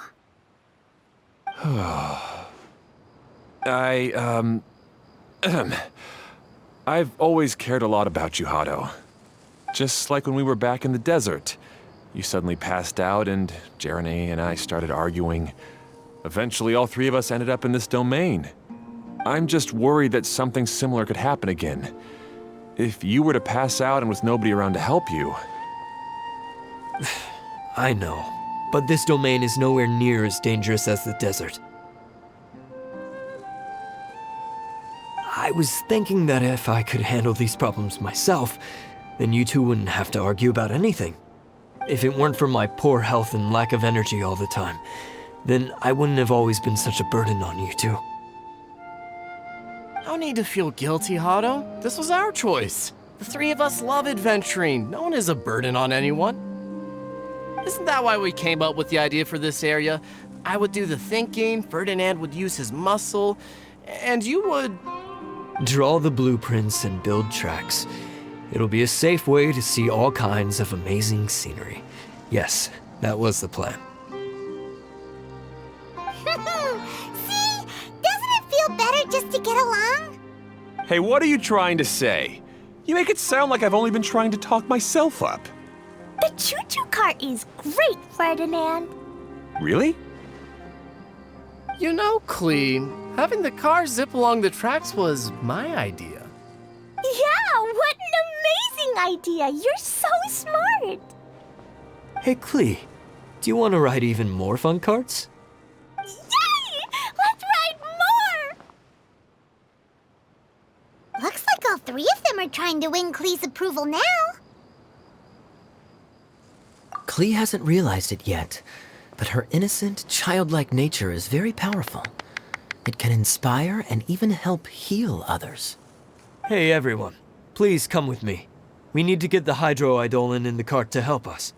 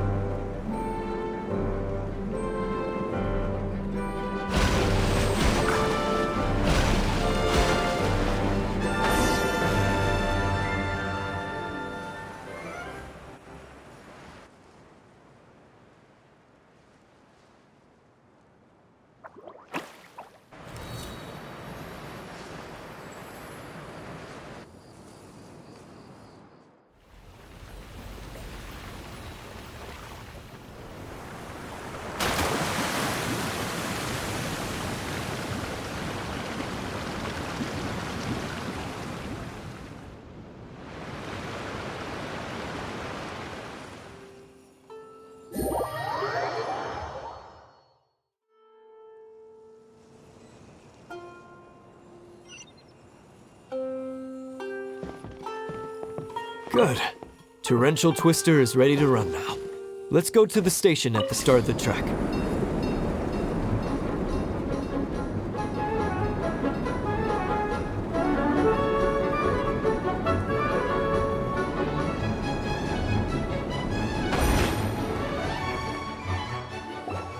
Hado and I have double-checked everything. It's all operating safely. You can go for a ride now. Hold on a sec. Before we say goodbye, I have something I'd like to give you all. It's a rock climbing rope. We used it on our adventures to climb mountains and traverse many places. Huh? But doesn't it mean a lot to you? Are you sure you want to give it to us? Yes, of course. Please take it. Thanks to Clee and everyone else's help, we realized that there's a special bond that keeps us together.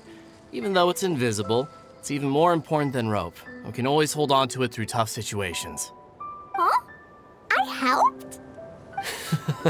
Yes, Clee. You are a big help. Even bigger than that huge thing in the middle of this place? Yes, much bigger. Wow, that's huge! I'm so happy. By the way, have you ever seen anything like the choo-choo cart in the outside world? Nope.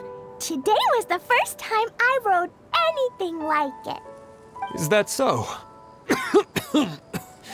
I guess I'm not surprised. Seems you won't find Torrential Twister anywhere else. Be sure to come back and ride the choo-choo carts again while you still have the chance. Yep, I will.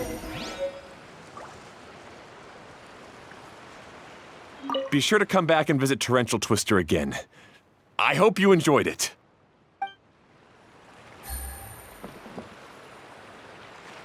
Thanks again. I have a feeling we'll get along much better now that we've learned to open up to each other. I suppose some things are simpler than they appear. The real problem all along was actually us. Hey, imagine if we could build our tracks all over the world. Traveling would be so much easier.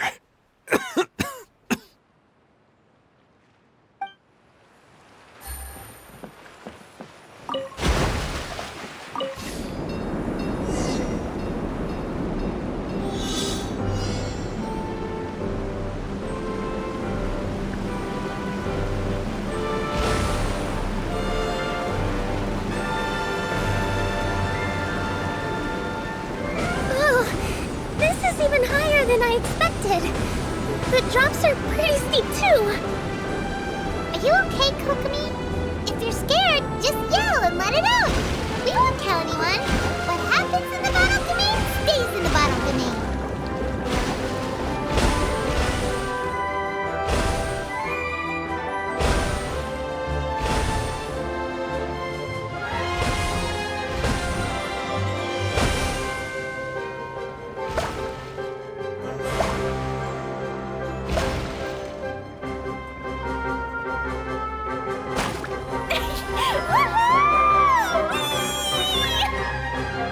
Looks like Klee's having the most fun.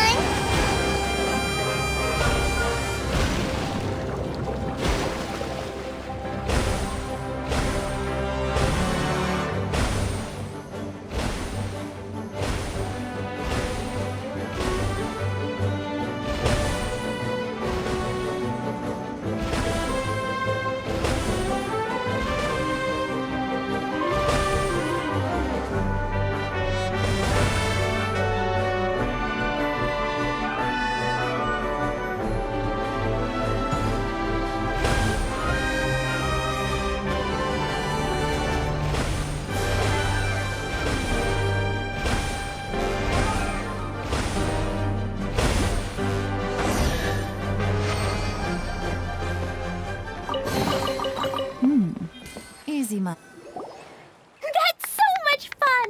Klee can fly across the sky like a real mage now. Guess that sort of makes sense. Wait, but if being able to fly makes you a mage, what does that make Kaya, since he's here too?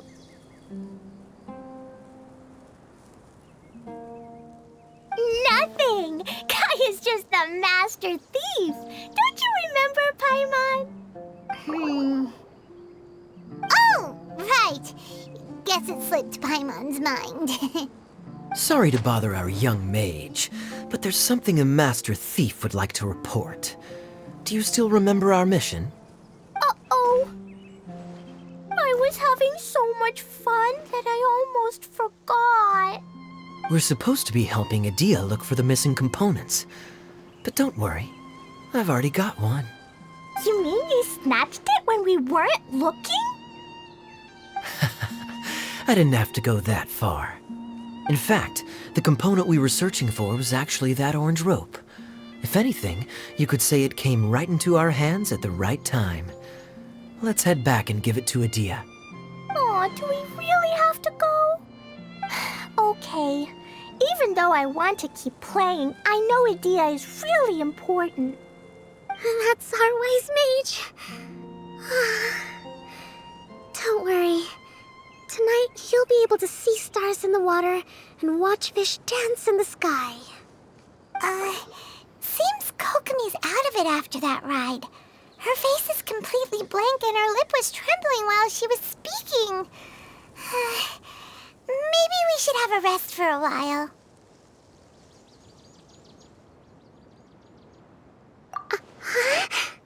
I thought I was keeping my composure pretty well. Don't worry. My mind is always spinning. I'm used to this. We should head back to Idea. How about we hold hands, Miss General? Klee will give you energy.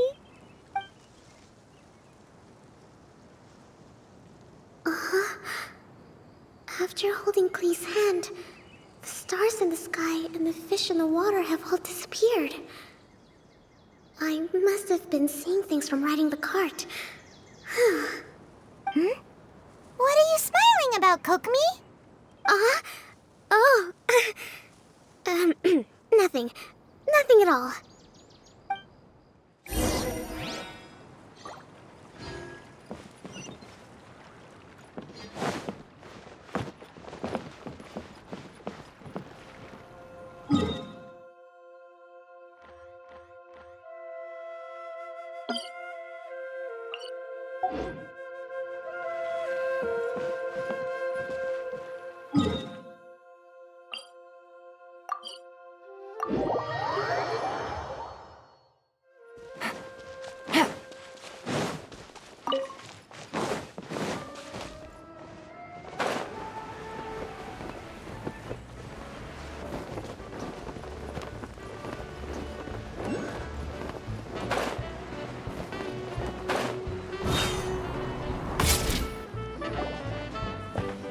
Welcome back!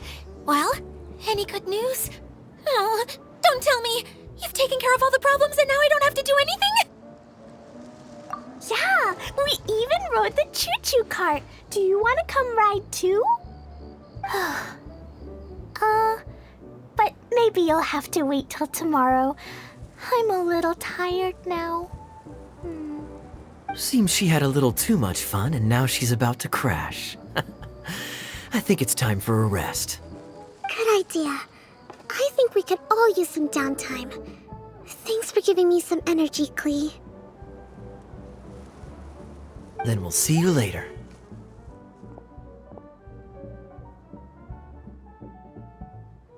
Bye, Miss Honorary Knight. Bye, everyone.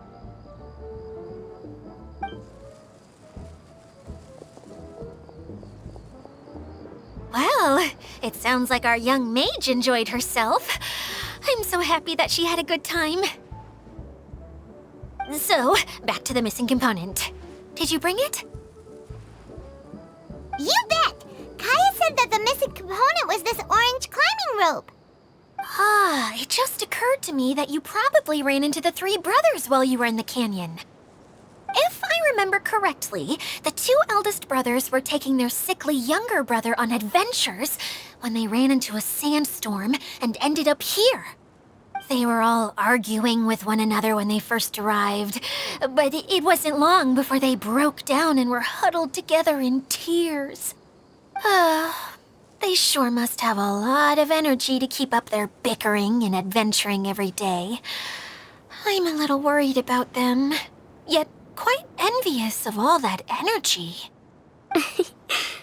You almost sound as if you're reminiscing about old friends, Idea.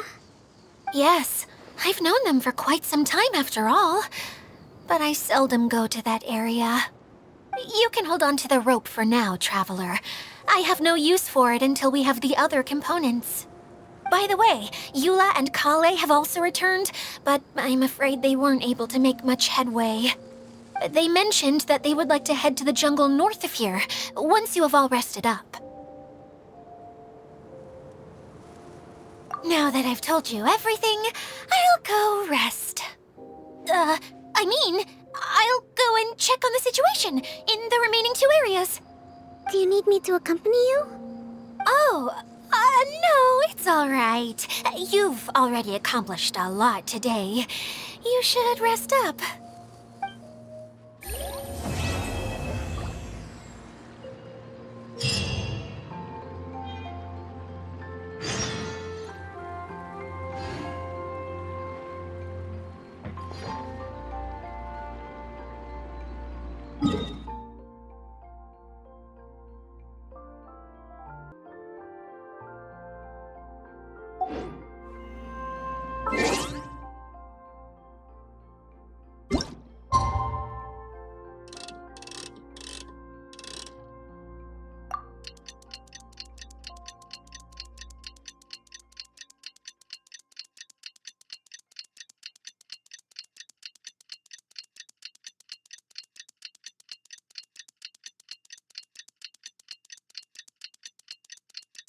Hey,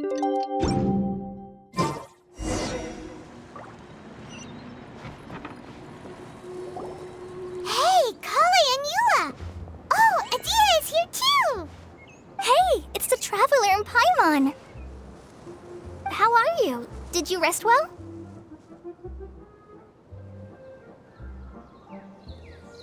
Yep, this is a comfortable place to rest. I guess that's one thing here that's better than the desert. But other than that, there's not much going for this place.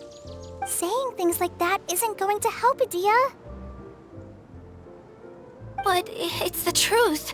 The desert is full of terrible memories for me. Being there was like... yeah, like wading through thick mud. That's a weird way to put it. Actually, if you hadn't mentioned it, Paimon would have already forgotten that this domain is in the desert. I know what you mean. The air here isn't at all like the desert. It's very humid, almost as if we're in the rainforest. It's a very familiar feeling for me. Everyone looks well rested. If you're ready, we can start making our way to the jungle north of here. Good luck, everyone! I'll be rooting for you! Hold on.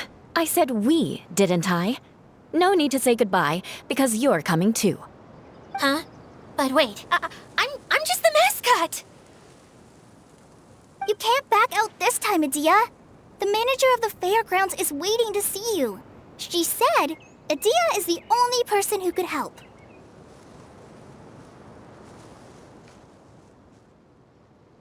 Yes, Kale and I discovered a fairgrounds in the forest.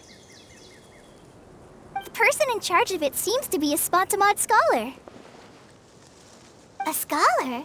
But what's she doing there? Researching the forest ley lines?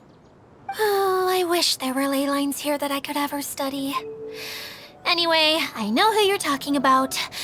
I'd better come along then.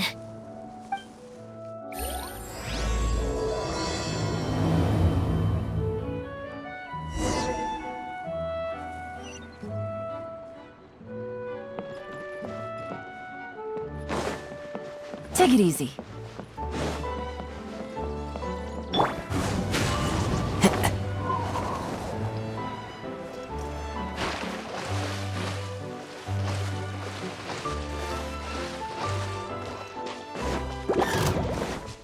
One with nature. Gotcha! Treasure. One way to draw your target out of hiding.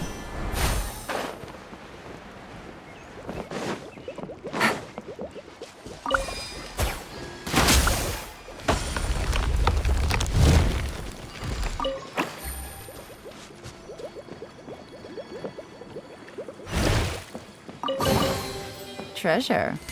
One way to draw your target out of hiding.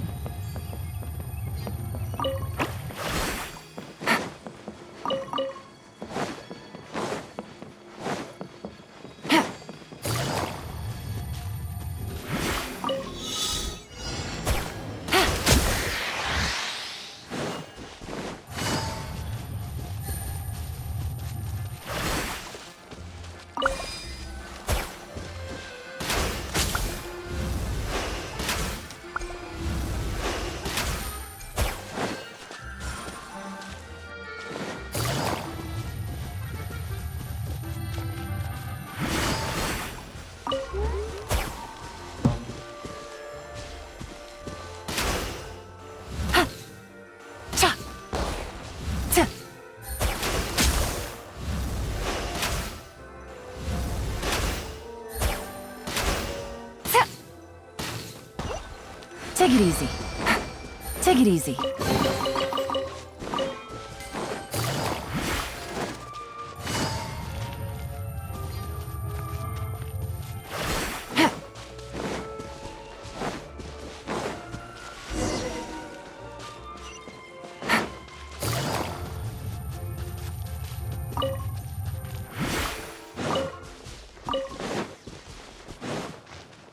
Take it easy.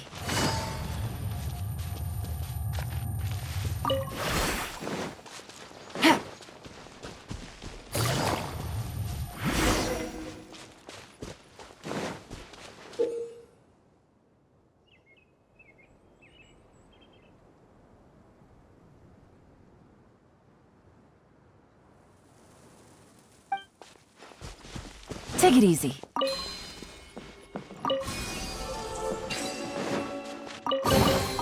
A chest full of valuables and a trove of potential clues.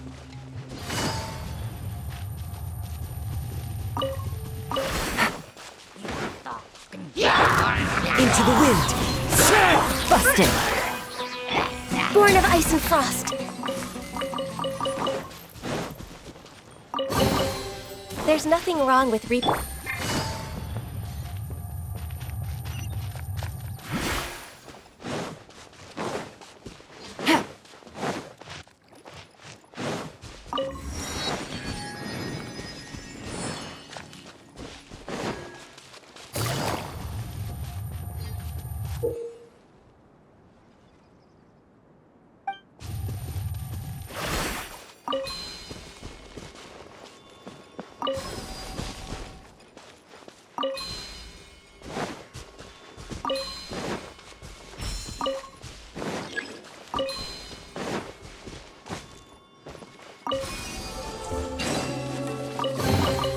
Treasure. One way to draw your target out of hiding. Finally, someone has arrived. Sorry to keep you waiting, Maimuna. We've brought Adia with us. Thank you, Kale. It's been quite some time since I've seen you, Idia. To be honest, I didn't think you'd actually show up. If anything, I thought you'd be curled up somewhere crying alone. Hey, you shouldn't be saying things like that. Doesn't seem to be the first time Paimon's heard someone say that about Adia, though. You want to see me cry? Fine. I'll stop crying right here. No, please don't. All right, I shouldn't have said that. Now, who are these two?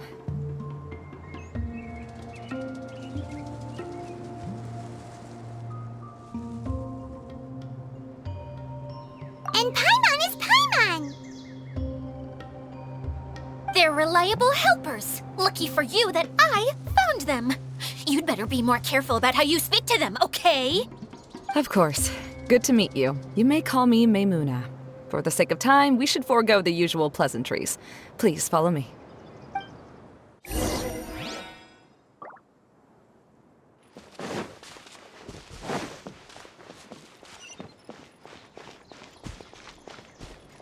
Take it easy.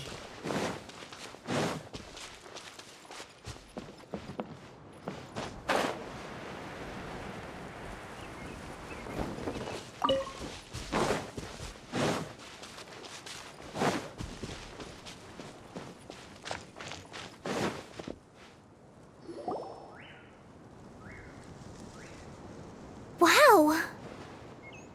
Look at that huge tent! Amazing, isn't it? I helped make it. What fun would a fairground be without a tent, right? Really? Paimon knew you couldn't be so pathetic. You just act modest all the time to hide your actual abilities. Huh? What is it, Kale? Sorry. I'm not sure if I should tell you. I'm afraid it might dampen the mood. That's not important. Please, just speak your mind. Well, there are lots of vendor booths set up here, but there's no one running them. In fact, there's no one at this fair at all. It looks pretty deserted. The truth is, this used to be an exciting and bustling place. But just a few days ago, something happened, and it seemed like... Like, the world was suddenly flipped upside down? Yes, exactly. Something fell from the central hub into the tent and knocked down the crystal light that was hanging at the top. Oh, the crystal light. Mm-hmm. I remember a certain someone said that we should have beautiful lights to celebrate at a fair, and made us that crystal light. But once the light fell, the tent became a complete mess and the Hydro Eidolons were trapped inside. Just when I was at my wit's end, a man from the Lawrence clan came and offered his assistance. Wait, he offered to help you? Yes, and he refused to listen to any of my warnings. He just walked straight into the tent and then... Yes?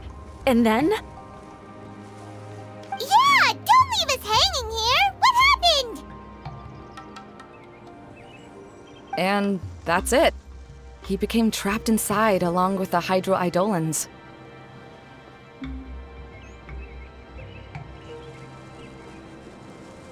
Oh no! We have to do something! We can't just leave him there, Maimuna!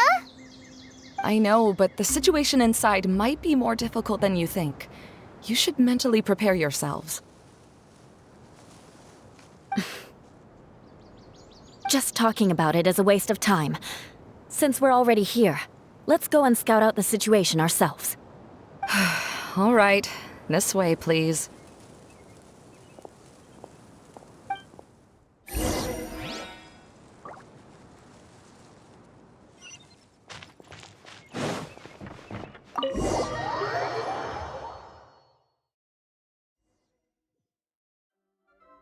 There used to be a large stage inside, but after everything got shaken up, it seems the very nature of the entire place was altered.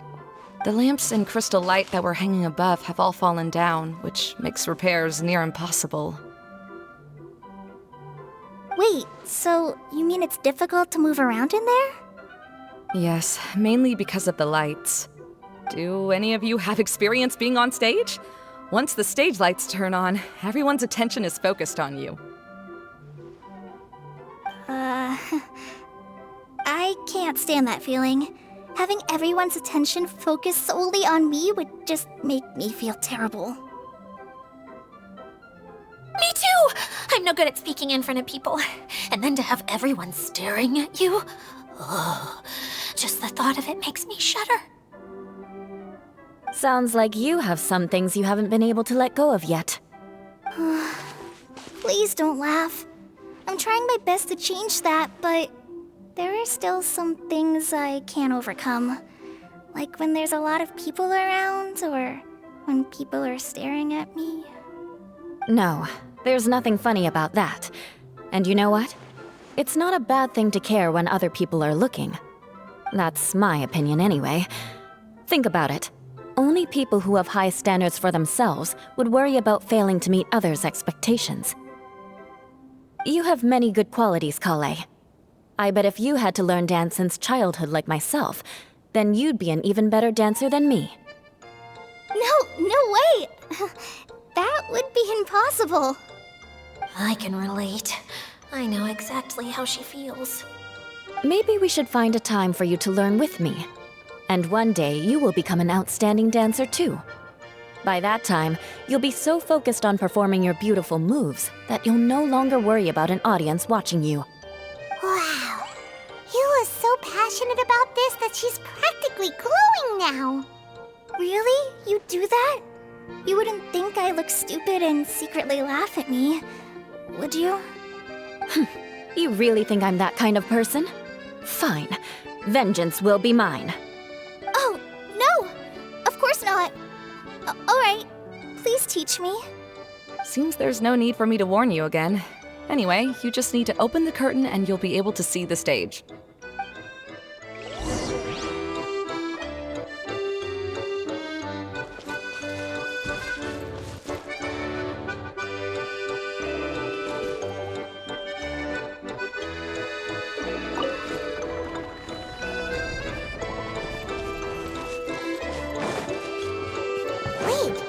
What's the thing in the middle there? That's my crystal light! It's been locked up. Well, let's figure out a way to fix this. Looks like we need to raise the platform underneath the crystal light. If I remember correctly, the stage controls should be somewhere around here.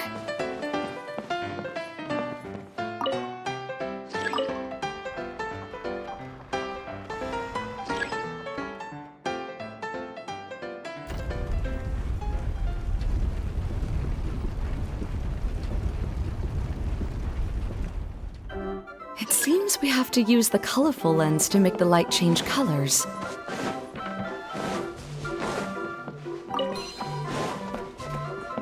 More speed. Crush! Yeah.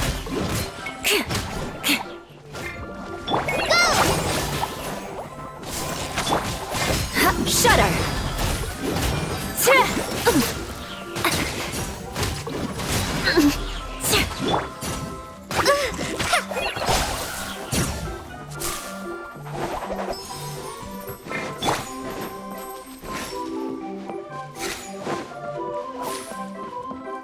That's one way of shining new light on the problem. Hey, Maimuna? Do you happen to know someone named Sino? No, never heard that name before. Why do you ask? Oh, never mind then. Paimon was just thinking you two would have a lot in common. Back to the situation at hand. We should probably head into the passageway that opened now. Hello? Is anyone here? If you can hear me, please help! Lessig Lawrence? Who are you? Who has the audacity to utter my full name? You sure don't look like you're in any condition to be talking like that. Yep. He's a member of the Lawrence clan, all right. Even though he's hanging on by a thread, he still insists on clinging to meaningless etiquette.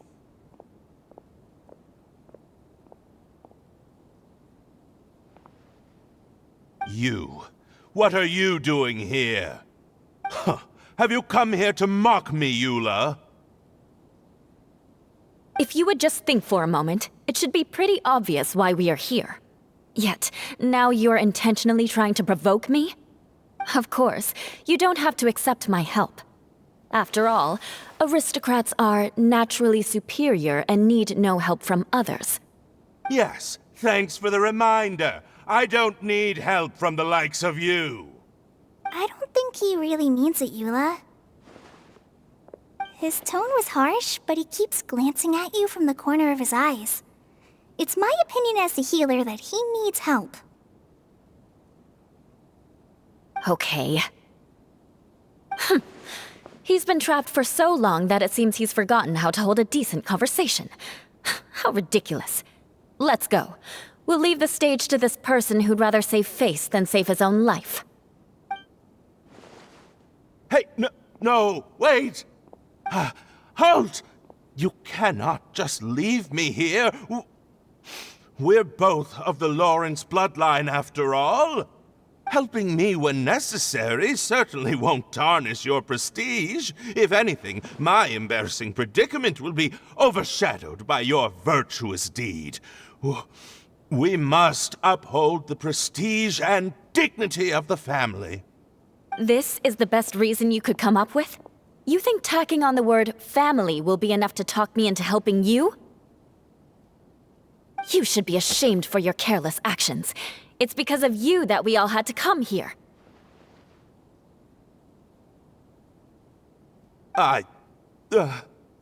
Seems everyone in the Lawrence clan is this way. They'll do anything to save face.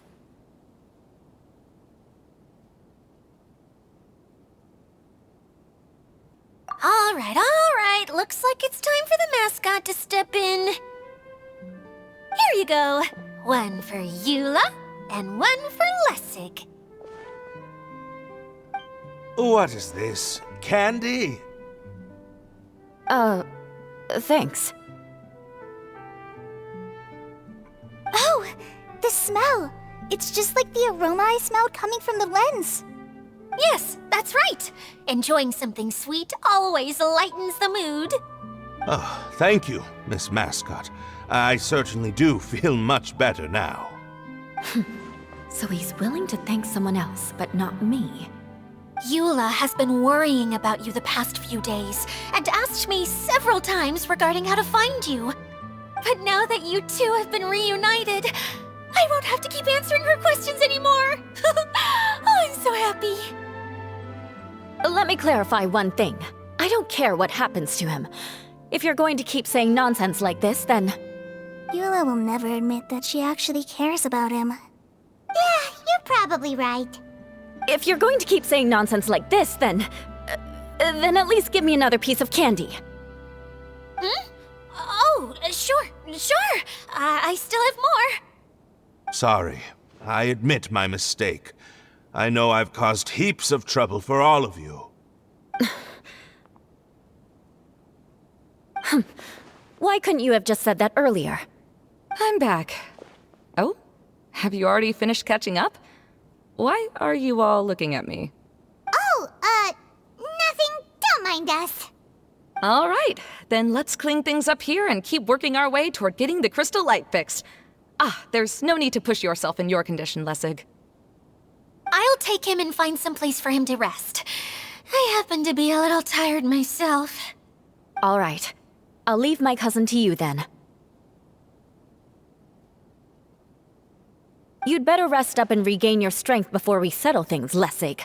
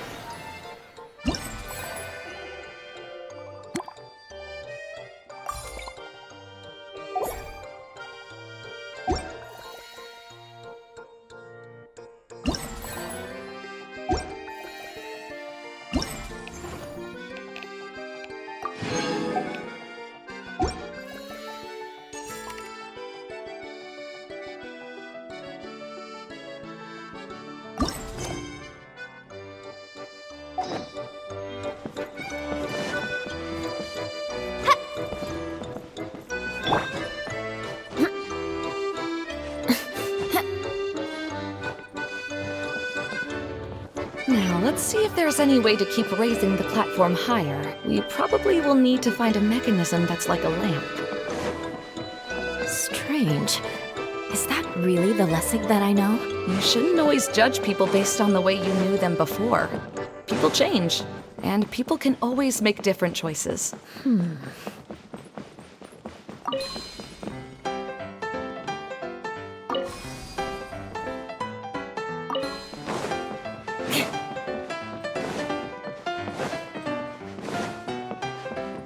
Pieces of the bolt have melted. Yes, the lens is made of materials that are easily melted by light. Is it me, or do I smell something sweet here?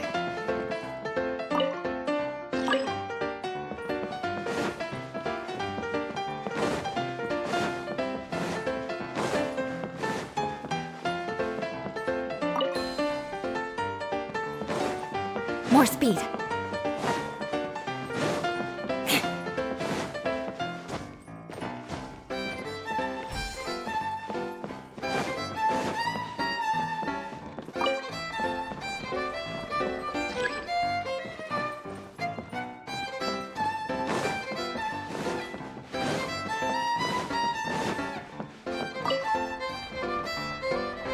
Oh, look! There's a water droplet over there! A hydroidolin! It must have been trapped in the curtain, but at least it seems to be okay.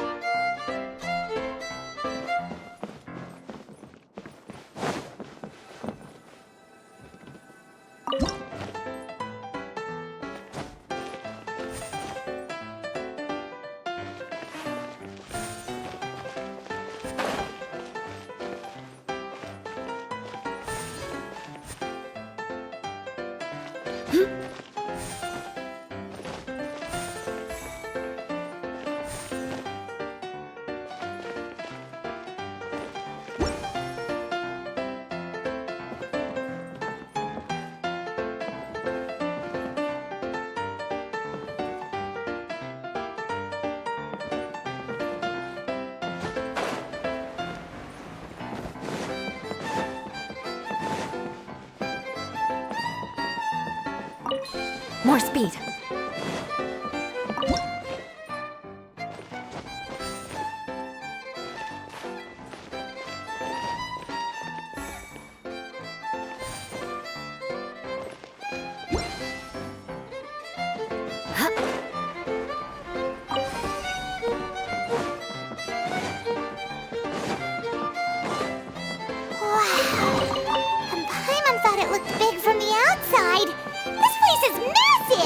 It is a magical tent, after all. The inside is much larger than it appears from the outside. Haven't you heard stories with this sort of thing before? Oh, another path has appeared! This should be the last level! Yes, don't worry. We're almost to the top of the tent. The last thing we need to do is raise the crystal light to the very top of the tent. After the stage collapsed, I realized that having it raised only halfway makes it look a lot like the stage at the Grand Bazaar. Have any of you visited the Grand Bazaar before? No, I haven't. I have. I've gone there a few times with Master Tainari. The place is bustling with all kinds of vendors. And if you're lucky, you can see Nulu perform her dance. Oh, a dance from Sumeru? I'd like to see that myself. If only it were on the way back, then we could stop there. It doesn't matter if it's on the way or not. I would be happy to take you whenever you have time, Eula. Great. I'll take you up on that offer. Yeah! Now that Paimon thinks about it, we've already been there more times than Paimon can remember. Really? My father used to help with festivities at the Grand Bazaar and would always give me candy during the events. I was just a kid and didn't understand anything. I was happy as long as he gave me some candy. To me, fairs and festivals were the best things ever. I always thought my father was amazing and wanted to be just like him when I grew up. But aren't you a scholar in the academia, Maimuna? As far as I know, scholars seldom could spend time doing anything but research. I doubt you could have time to assist your father in preparing festivities. Yeah, seems you read me like a book. When I had the choice between becoming who I wanted to be and who my parents wanted me to be, I ended up choosing the latter. But I was never happy about it. That's almost the exact opposite of Eula's situation. You must have already realized that. Why else would you set up all the booths here and make this place like a fairgrounds? Yes, but I'm still not as happy as I imagined I would be. I realized that attending a fair and running a fair are two completely different things. The main reason my childhood was so fun and carefree is because my family worked hard. But my father knew how difficult and tiring running a fair could be, so he wanted to push me towards academics. But in the end, I didn't do well in either. I gave up on myself and resorted to investigating ley lines in the desert. Some things happened, and then I accidentally ended up here. I finally had a chance to make my wish of running a fair come true. But after seeing everything come crashing down, I feel like I've lost the strength to go on. It's not as bad as you make it out to be, Maimuna. No need to feel so down. You have the courage to change, and you've been actively guiding us on this journey. Someone who's given up on themselves could never do these things. Oh, Kale. I understand my situation better than anyone. You don't need to try to comfort me. It's not that I'm trying to comfort you. It's just that people sometimes don't realize that their actions speak louder than words. Believe me, this is something that I learned from my time together with Eula. Oh, what are you trying to say? Oh, nothing. Now, let's get that crystal light fixed. All right.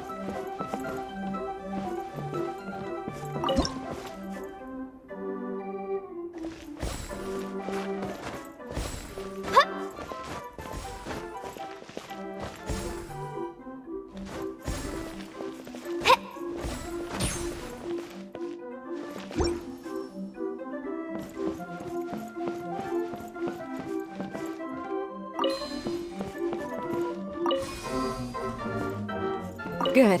That should do it.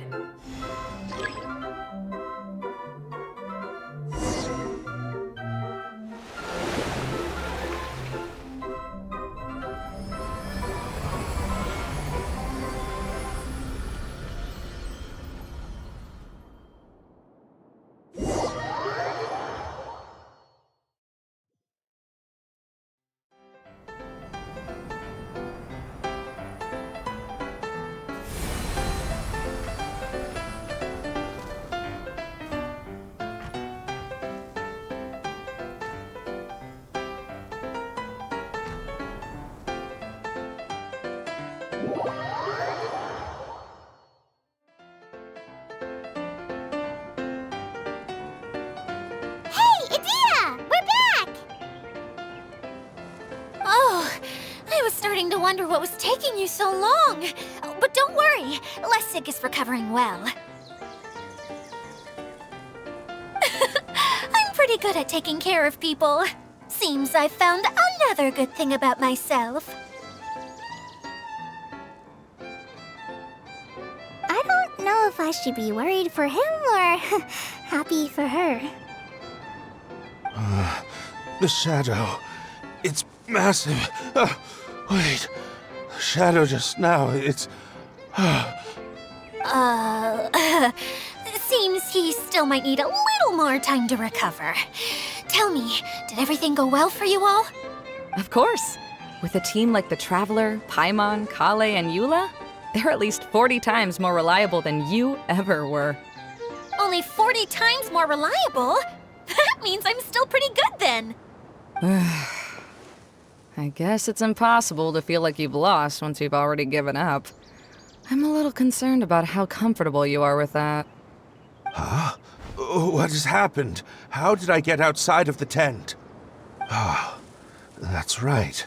I remember meeting Eula, and then... my head. Oh, you're awake now. Don't worry, that's just a side effect of your treatment, Lessig.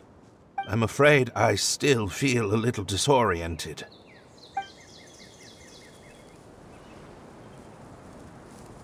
Lessig Lawrence. Oh, it's you, Eula. All right, I'll do it. I'll come back to Mondstadt with you and abandon my wild efforts to restore the Lawrence clan. Interesting. Now you want to talk. Seems like you've had a change of heart.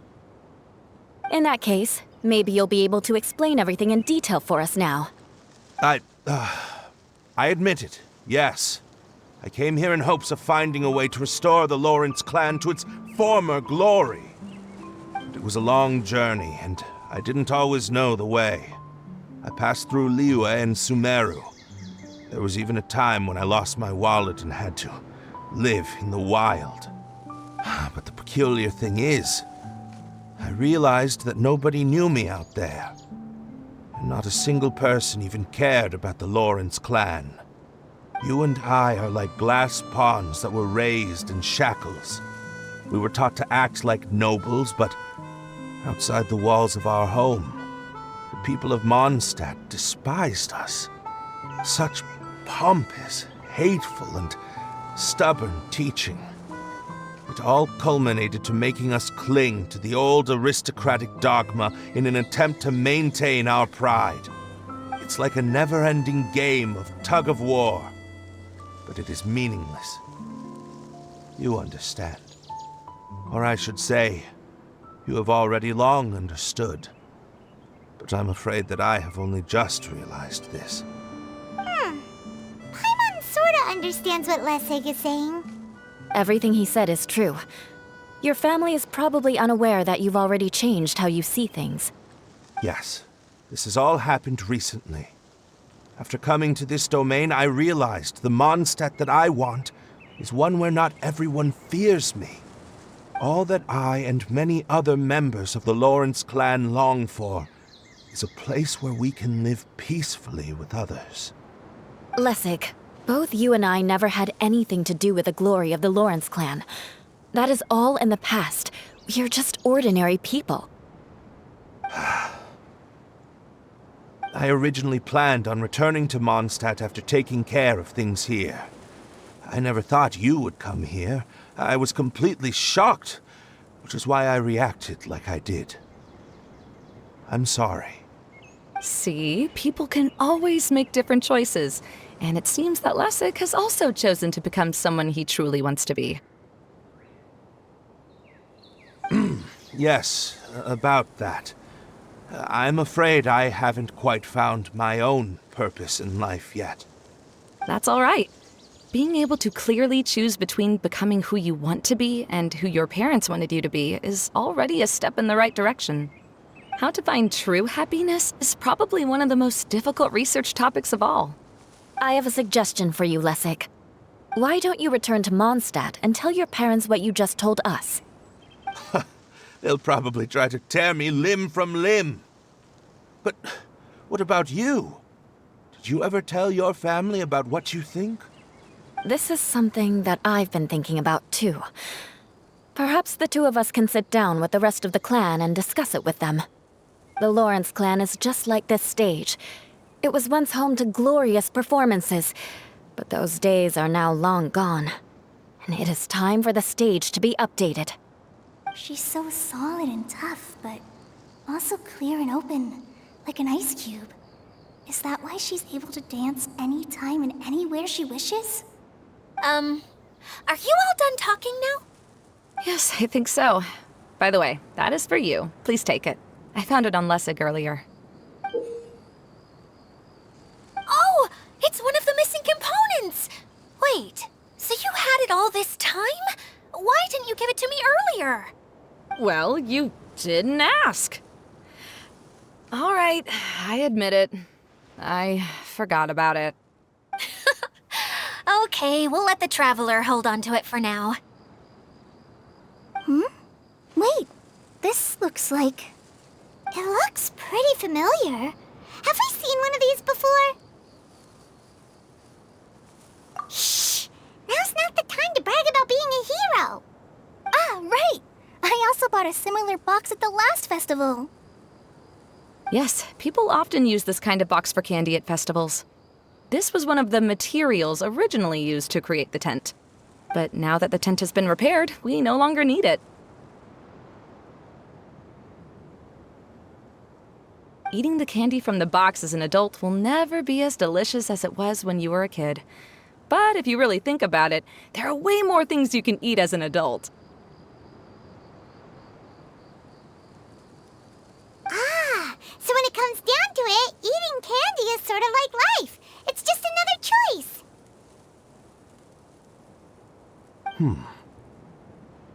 So, as of now, we've already collected 3 of the missing components. Only 1 more to go. I'm sorry that repairing the tent took so much of everyone's time. You should all head back and have a rest. I'll lead the way.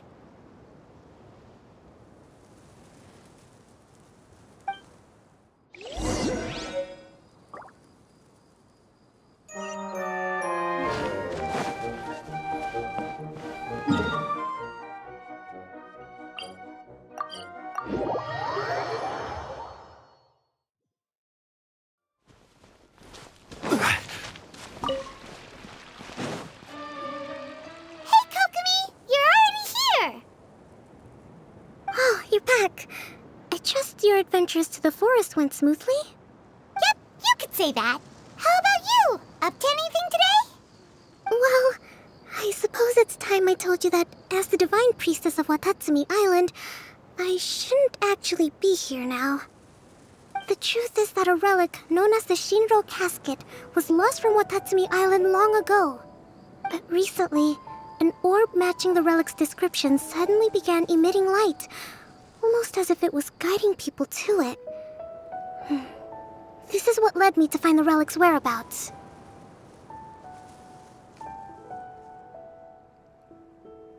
I wasn't lying when I said that. Goro has often told me that sitting at home reading light novels is not the best of practices, and that I should try to get out more. As I made my way from Watatsumi Island to Sumeru, I enjoyed a variety of breathtaking sights. It really is a beautiful nation. I even stayed in the rainforest for several days. I was surprised to find that the relic had ended up in the desert. I knew it was somewhere here, but I still couldn't pinpoint the exact location. Though I feel that Idea was not intentionally trying to hide anything from us, this domain does have plenty of secrets. I'm sure you've sensed that too.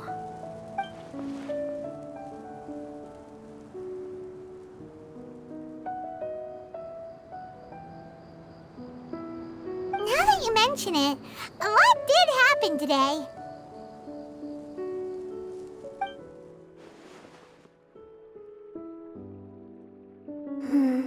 I see.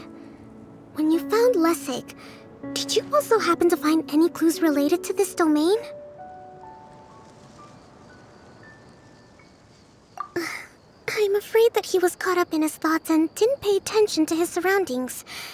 Actually, before the world was flipped upside down, this domain didn't look anything like this. Hey, everyone! Oh, I hope we're not interrupting your conversation. It's alright. You two did a lot today. Care to join me for a cup of tea?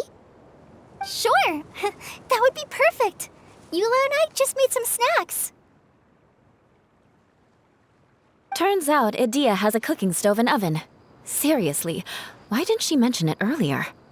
Oh, so did you make us some moon pies? No, I made something called storm crust pie. You should try one, Traveler. And I made some pita pockets. You can try some, Kokomi. It should taste great with tea. Sorry, I should call you General. Oh, I would be happy to try some. By the way, Eula, how's your cousin doing now? Oh, him. You would never guess, but he's busy over by the oven now.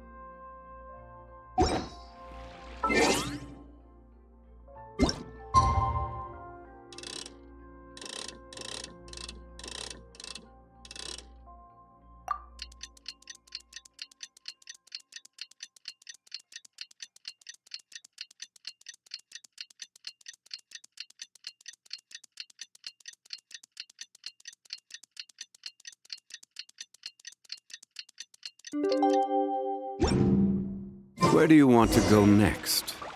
If you'd like to see Liyue's tourist spots, I have a few references.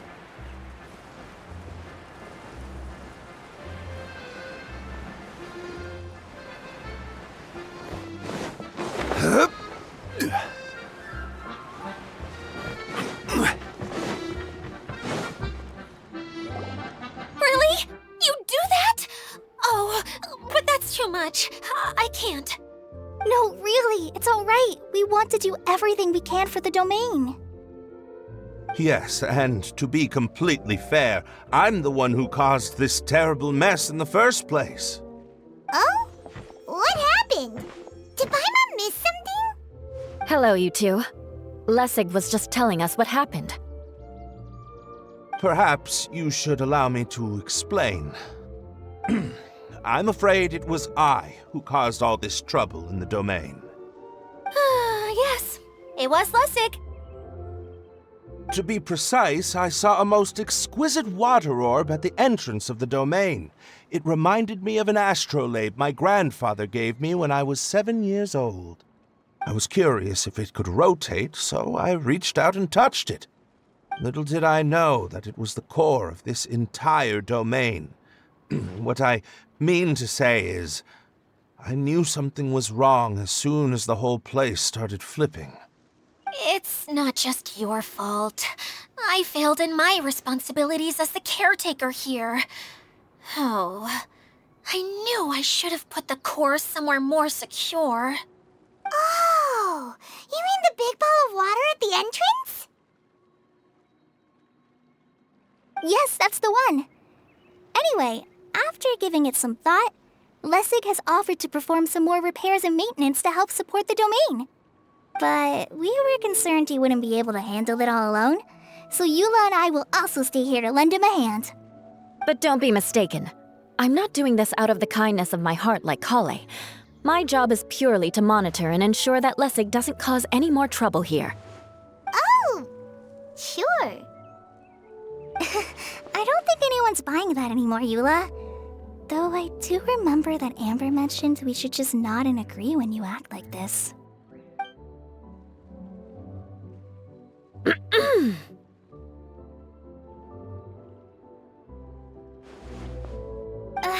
Right. You better not slack off today, Lessig. No, I'll get right to work. Either way, Lessig is going to be in charge of making lunch for everyone today.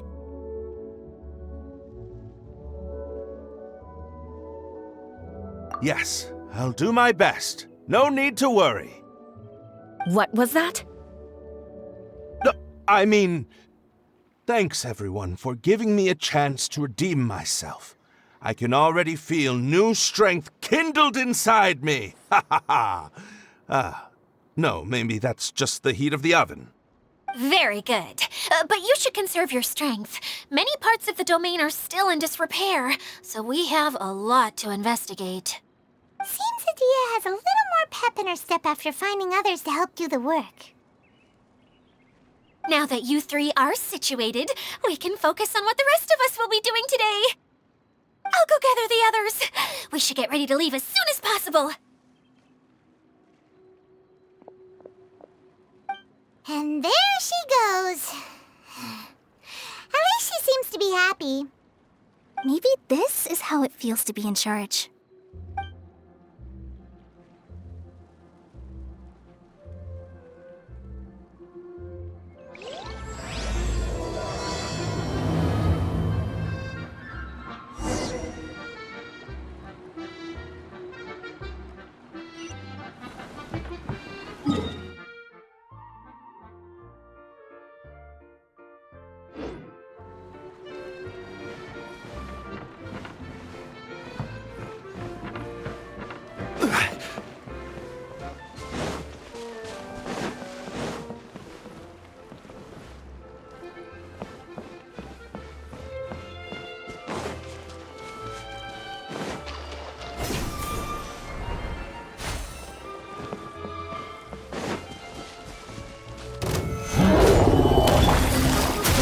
Gotcha. No touching. Access denied. Order guide you. Stabilize. Quietly now. A chest full of valuables and a trove of potential clues.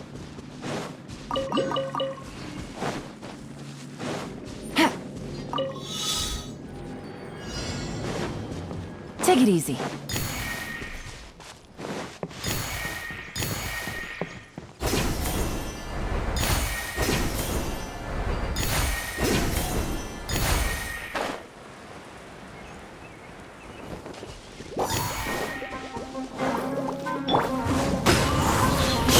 Busted.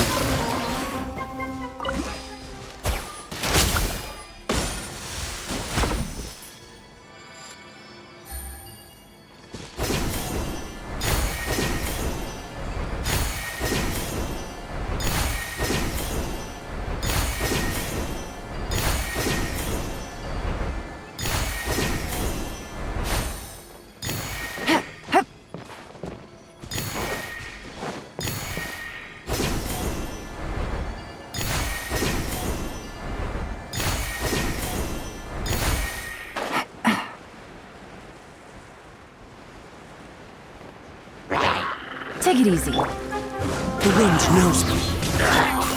Quietly now. Gotcha. No touching!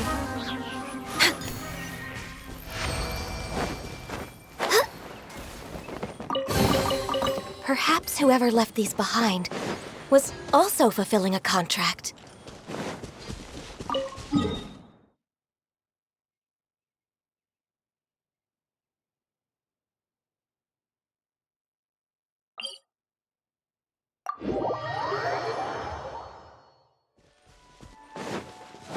Access denied.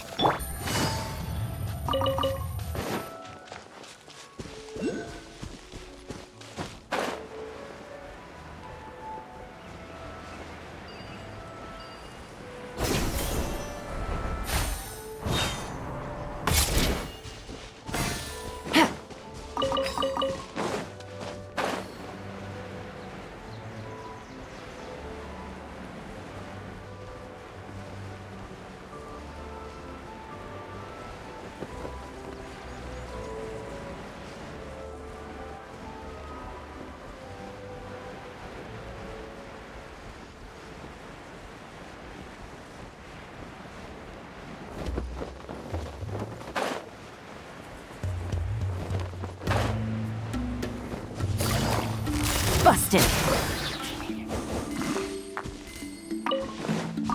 Take it easy.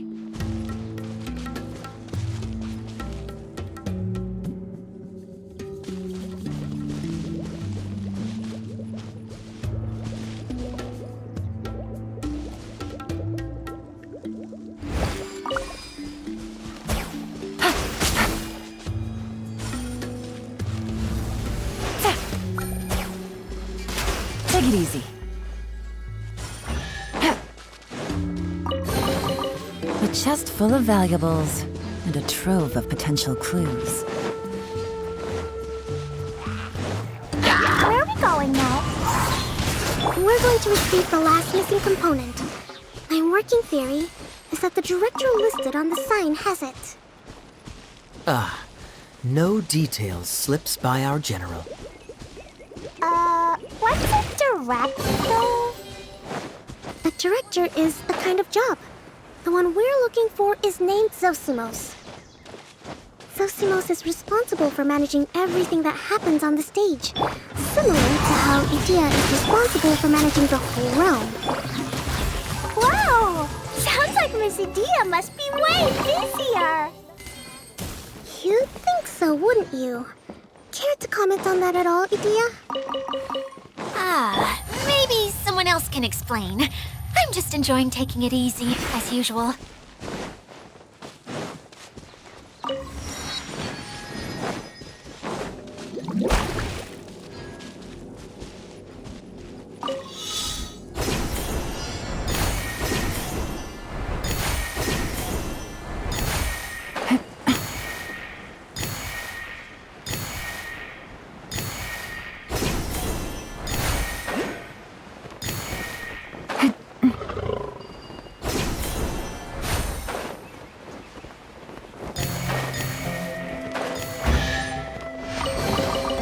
Treasure.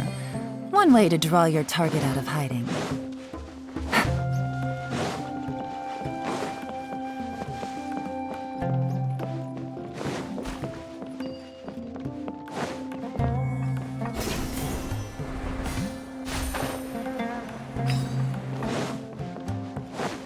Take it easy.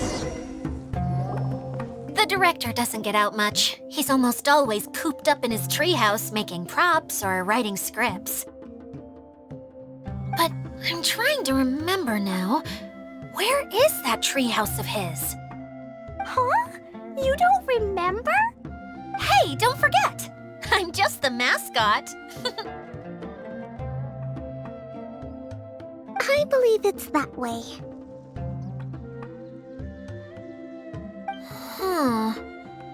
Though he might prefer to be alone, given he often has to move stage props, I suspect that he lives near the theater. And having a view of the entire stage would be useful when imagining a production's actual stage flow. So if I were him, I'd probably pick a treehouse over there. But how do you know which direction the theater is in? Simple. The overall layout and decorations look more exciting in that direction. Oh, good point! Why didn't I think of that?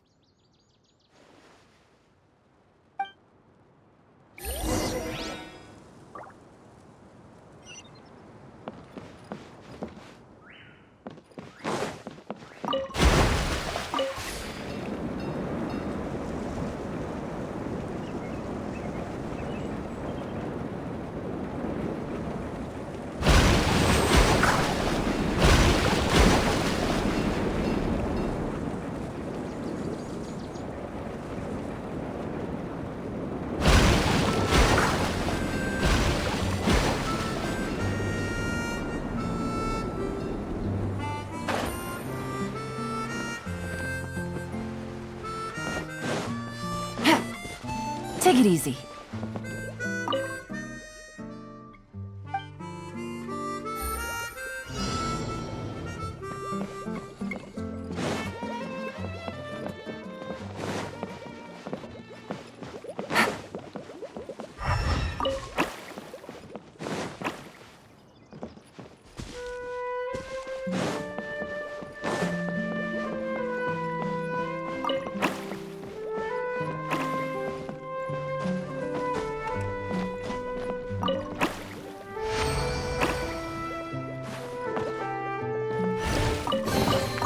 A chest full of valuables, and a trove of potential clues.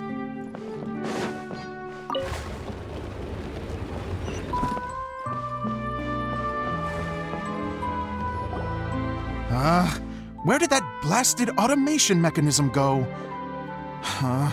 The male actor standees are here, but where are the female ones? Who's that? Idea? Yes, Sosimos! 'Tis I, Idea! How's that for a dramatic entrance? This is a surprise. I was sure you'd be... Curled up in a fetal position, crying to yourself? Wow, what a fascinating little creature. Did you just read my mind? The name's Paimon? And no, Paimon's no mind reader. Just call it an educated guess. It seems everyone shares a similar opinion about you, Idea. I knew from the start that a managerial role wasn't for me. But I've found my true calling now. As a mascot! Mascot? Is that a new role? I don't remember casting you for that. Okay, enough about me. I'm just here to introduce you to some new friends of mine.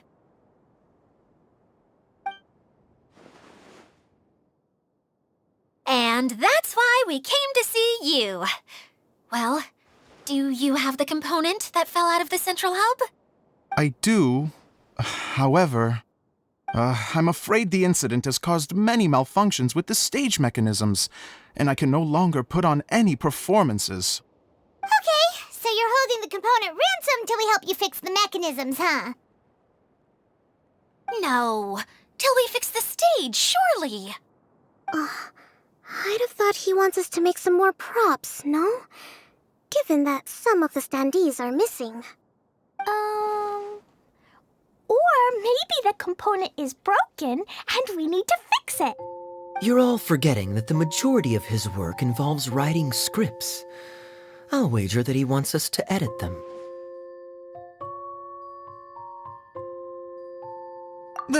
What has gotten into you all? What sort of person do you take me for, The component is safe and sound. I can give it to you now if you'd like. Although I was hoping that maybe you might be willing to help rescue my show? You're a big group. I have lots of roles to fill. It would really speed up the casting. A show? That sounds fun! I want to help! Can we?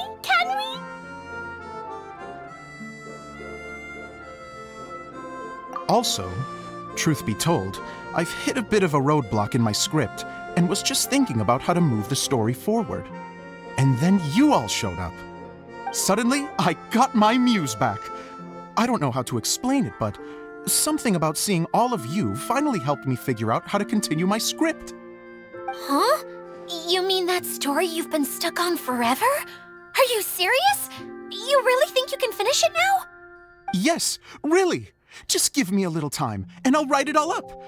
In the meantime, I'll leave things to you, Edea. Whoa! And he's off to write the script! Zosimos has always wanted to write an epic story about a thief and a mage. Apparently, he got the idea from some rumors that were swirling around, but he only got as far as writing the intro before writer's block set in. Why don't you all take some time for yourselves while I see what I can do? We'll reconvene after the director finishes his script.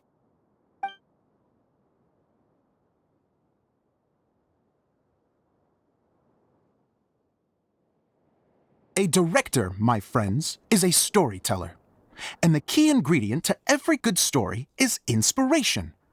The moment I laid eyes on General Sangonomiya, inspiration hit me for a brand new character. The heroine was the missing piece of the puzzle. The rest of the story flowed naturally from there, and now it's finished. So please, take a look through your scripts, and we will tell this story together.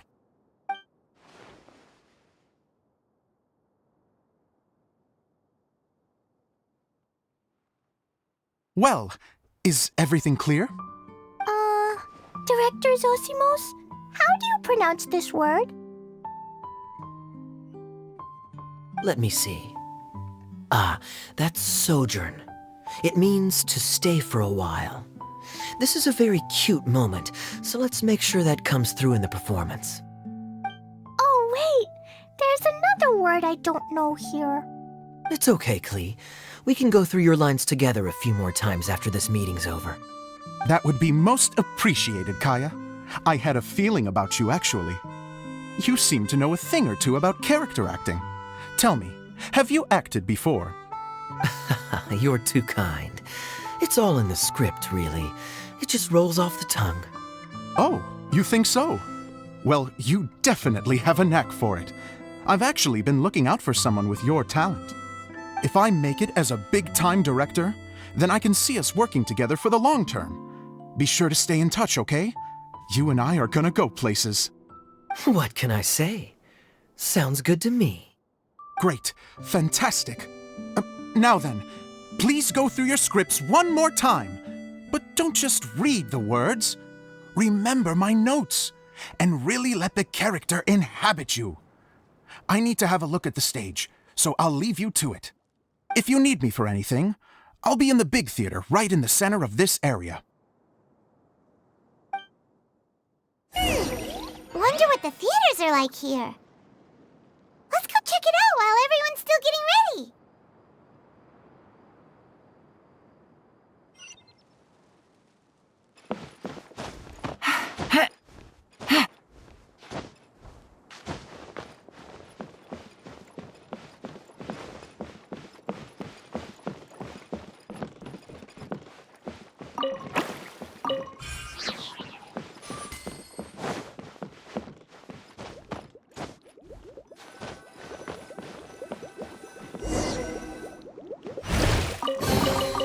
Treasure. One way to draw your target out of hiding.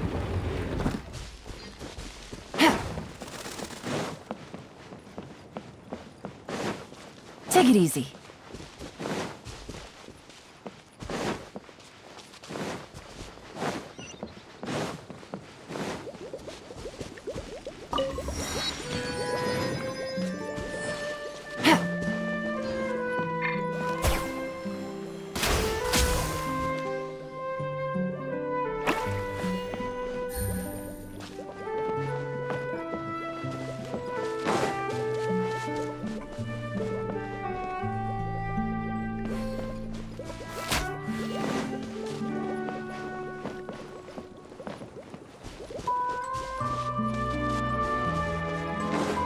Take it easy.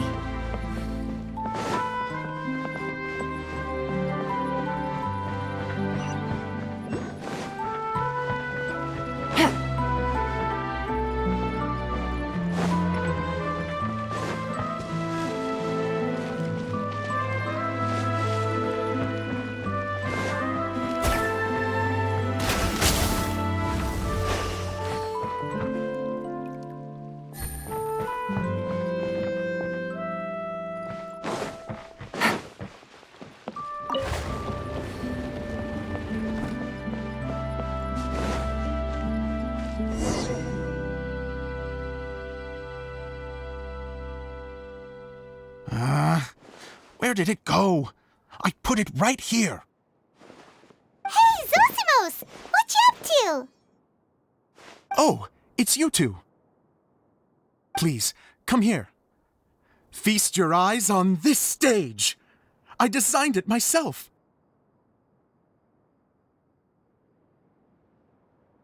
So, directors have to design the stage too? Oh, I'm no ordinary director. I take a more holistic approach. Directing, script writing, stage design, I do it all. Sounds like a lot of work. Idea wouldn't be able to handle that kind of job. Idea has her work cut out for her too, you know. She's my one and only member of the audience, though she often criticizes my shows. Well, she just says what she thinks. You don't know how to write, or this is getting ridiculous. I think it's because I use preprints in a way that she feels goes against what they're intended for. But even though she's my harshest critic, she's also been my biggest supporter in a lot of ways. I guess you could say she's like my agent. I'm very grateful to her. I've always dreamed of being a director, but I've never had the chance until I came here. So, what did you do before you came here? Like I said, I dreamed. From a young age, every time I came home after a show, I'd go over the story again and again in my mind. Growing up, my biggest aspiration was to be a director. Unfortunately, I couldn't offer much beyond my practical skills, so I ended up spending most of my time as a prop designer and doing a bit of set design on the side. Don't get me wrong, I do love building the set, but nothing satisfies me more than putting on my very own show. No wonder you only wrote director on the sign. Exactly. You're not doing a great job of convincing me that you're not a mind reader. By the way, could I ask you for your help with something? I'm having trouble finding the master script, and I'll need it shortly. The one you only just finished writing? You lost it already? Yeah. After I handed everyone their copies, I held on to my master copy while I was checking on everything around the theater. I must have dropped it somewhere. If it's not here, then it might be in the attic. These are the only two places I've been since I finished writing it. But, I still have some things to do to get the stage ready. Would you two mind having a look for me?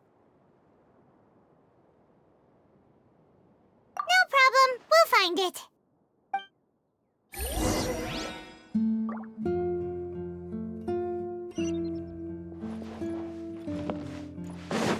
Take it easy.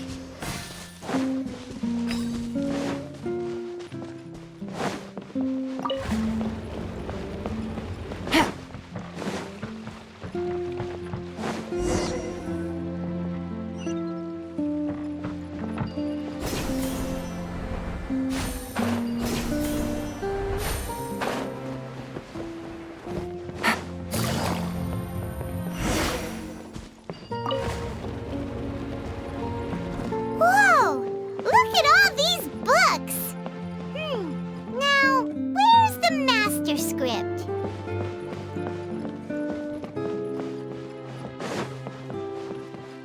Oh, it sounds like a water droplet is on the second floor! Let's go have a look!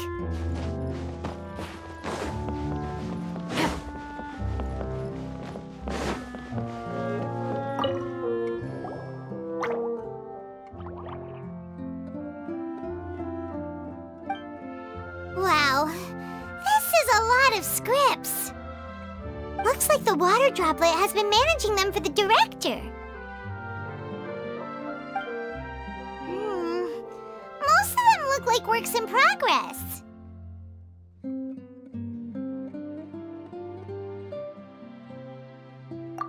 Then it should be the one that's finished. Okay, let's look for the thickest one and then check the ending. This is the only script that fits the bill. Plus, it looks pretty new. This must be the master script. Let's go give it to Director Zosimos.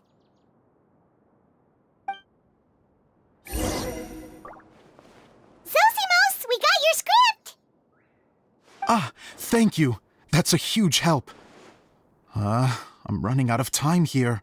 There's no way I'll be able to fix everything up perfectly. We may just have to wing it. Anyway, the stage is secondary. The performance is what really matters. Things can always go wrong on stage, but as long as the show goes on, it should be fine. You don't sound very confident in what you're saying. It's true. I realize now that a show is the art of the unknown. Even if you have the same actors performing on the same stage, the performance will be slightly different every time. Those subtle differences are what make each performance special.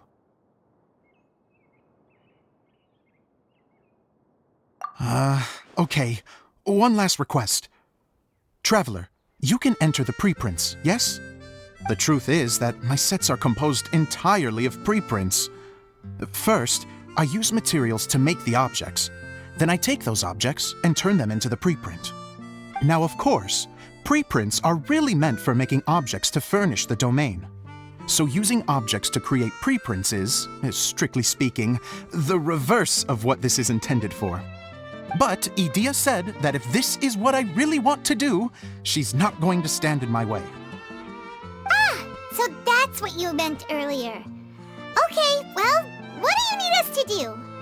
I'd like the Traveler to go into the preprint set and help move props around during the performance.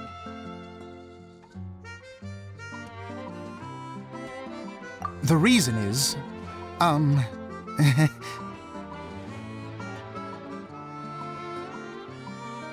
Oh,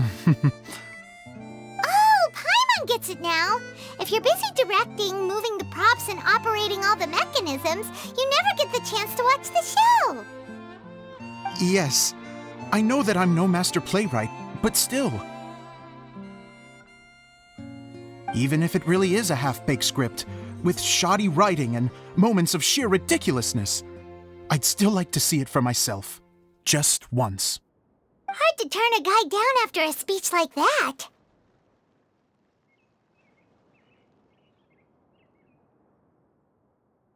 Thank you. Genuinely, I'm so grateful. I'll go and inform the others. Then, as soon as you're ready, the show can begin.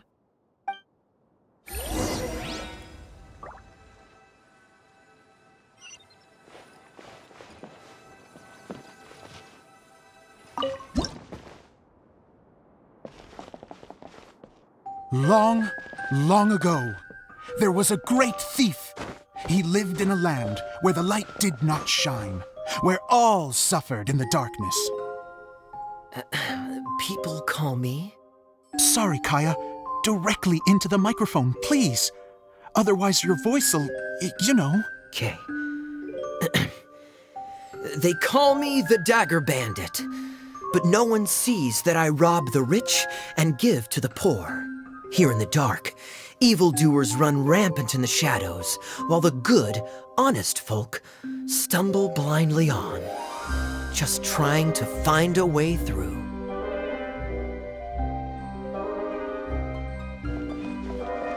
As the bandit brooded, suddenly the world was inexplicably changed as a single star appeared on the horizon and flew across the sky.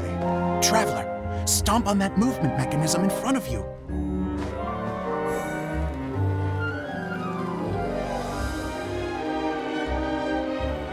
Light.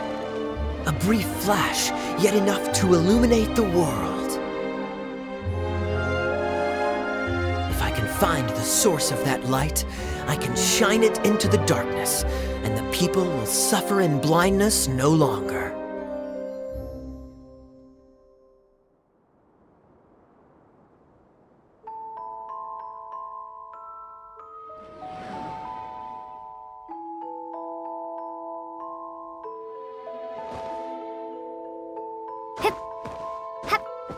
Without a moment to spare, he set off to follow the star's course. All the while, the star kept moving through the sky. Traveler, the star kept moving through the sky.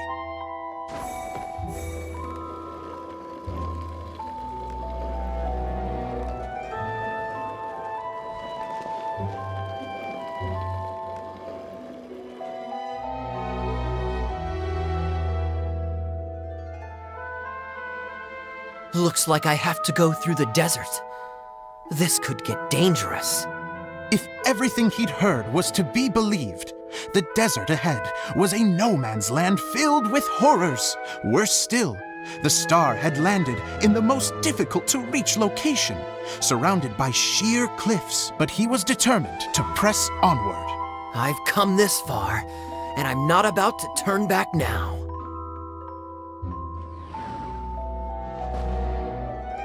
The Dagger Bandit trekked deep into the desert wasteland. Yet when he finally arrived at his destination, he found not a fallen star, but a young girl, dressed in white. How strange. I'm positive this is where the star landed. Young lady, do you know where the light has gone?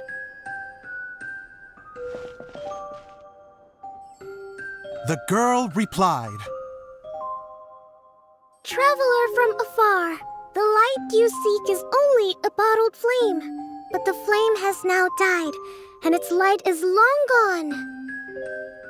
A bottled flame?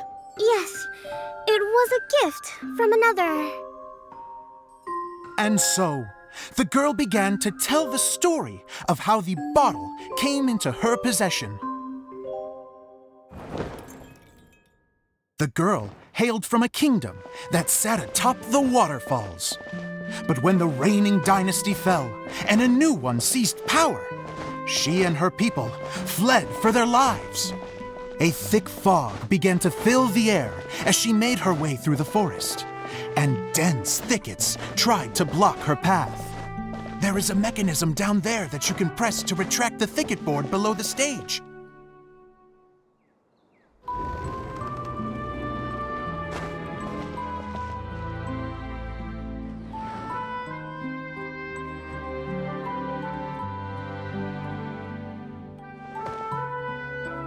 If I only had a lamp to guide me through this wretched forest, then I could survive.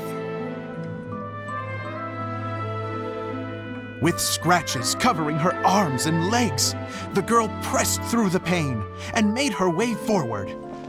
The road ahead was arduous, but she was determined to press onward.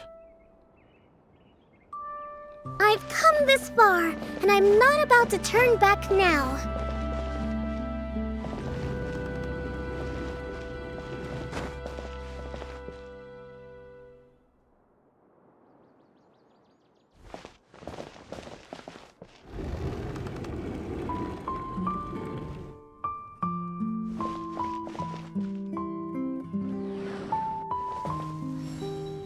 But just as she was drawing near her destination, a huge stretch of thorns and brambles suddenly came into view.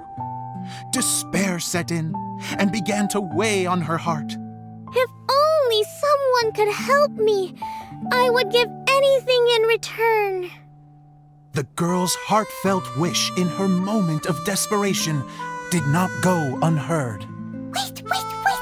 There's no mechanism for the final thicket! Ugh, I must have forgotten to check those boards. According to the story, those thickets should be gone from the stage now, right? Yes, total oversight on my part. Ugh, what a pain. I can help! Traveler, catch!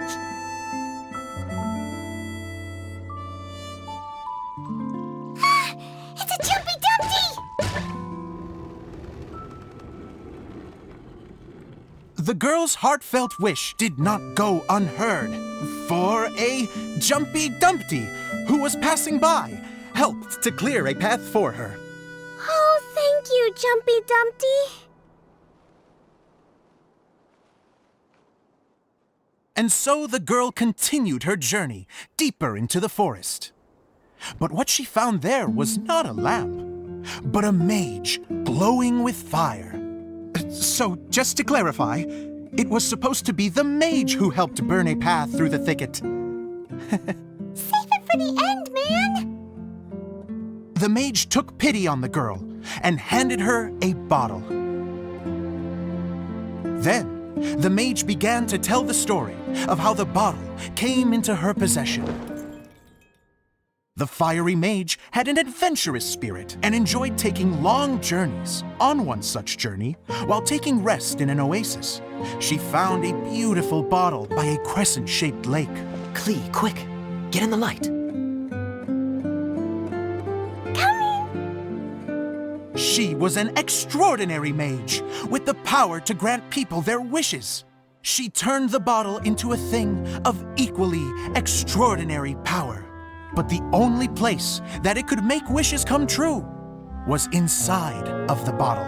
Oh me, oh my! Look at this wonderful bottle of mine! It could make a fine toy.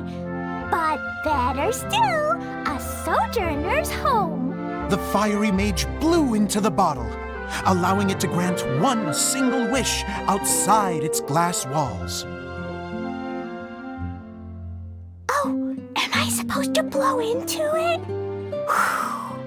Wow, it lit up! A flame was kindled within the bottle, and it began to glow a fiery red, just like the mage herself.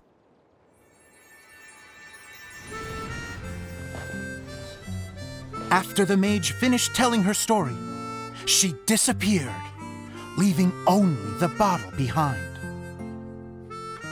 A magic bottle that can grant wishes. And I wish to leave this place and go somewhere where no one will ever find me again.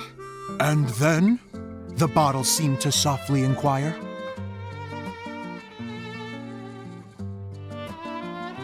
I don't know. The flame in the bottle faded as the girl's single wish was granted, and she found herself in the middle of the desert, far away, where no one could ever find her.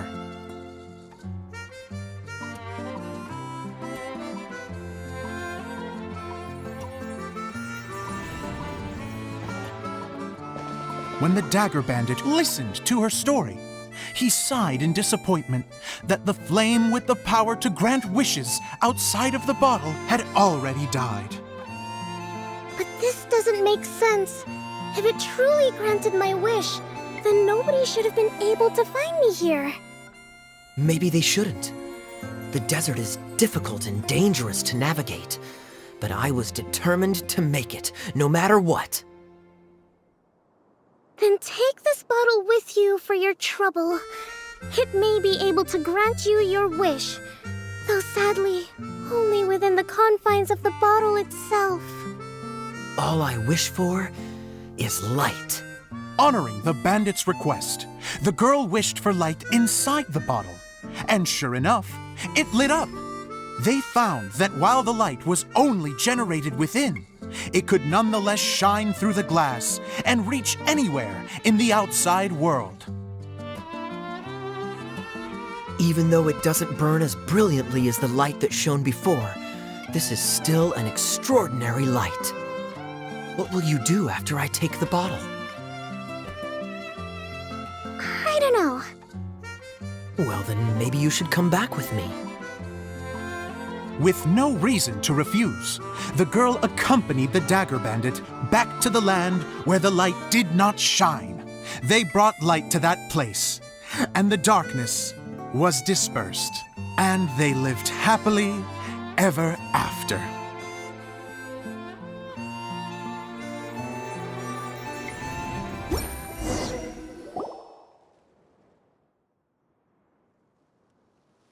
And we're done!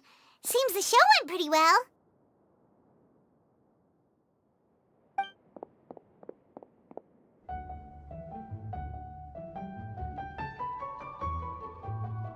Miss Honorary Knight! Didn't I do great? I felt like I really was the fiery mage! Wow, great costume, Klee! As soon as Paimon saw your shadow, she thought straight away, what a cute hat! Klee loves it! Thanks, Mr. Zosimos!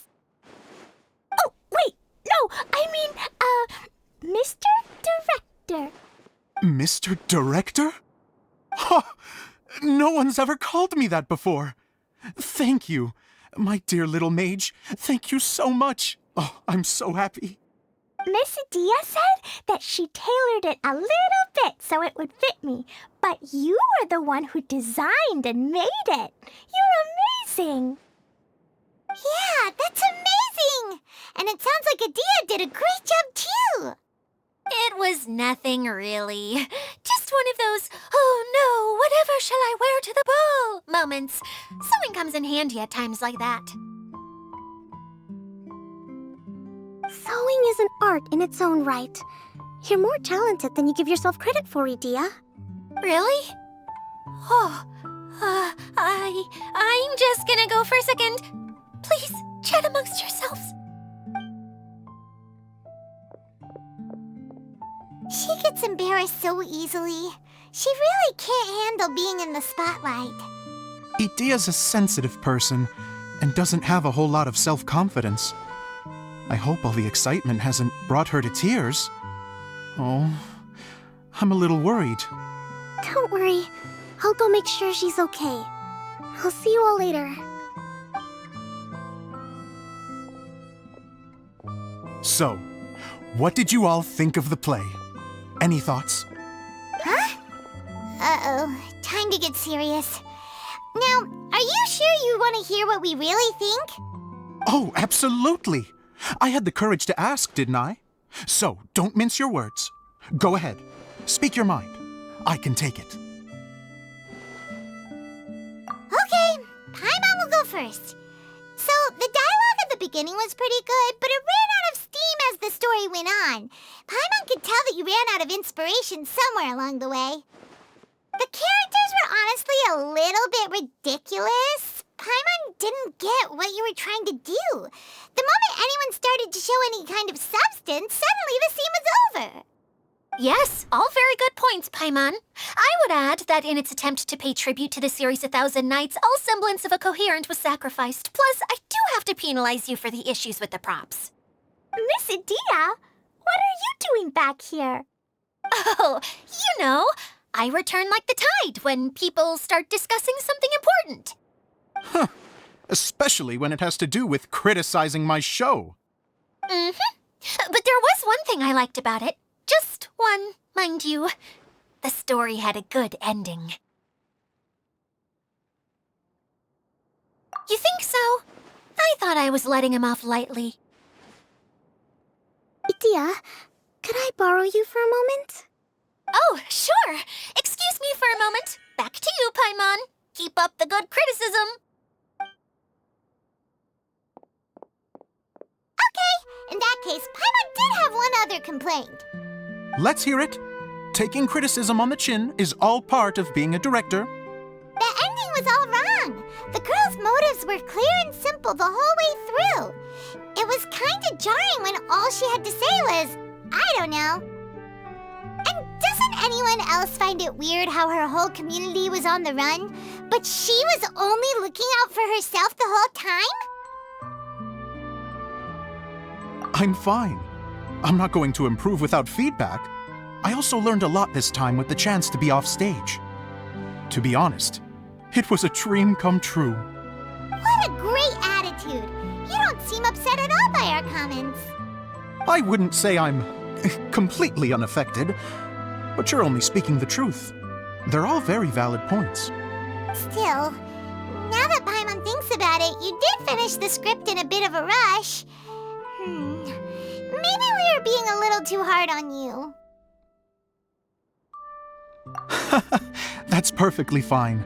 Nothing is as important to me as my work on the stage. We all use our imaginations when we're kids, right? I used to play with dolls and my own cardboard cutouts by the light of an oil lamp. The shadows would come to life and dance on the walls. I never got tired of it. Fast forward to now, and in many ways, I'm still that same little kid, lying on his bed, making sound effects. And I get the same joy from running a show now as I did in my little bedroom theater. Of course, a director can accomplish nothing without a cast and crew.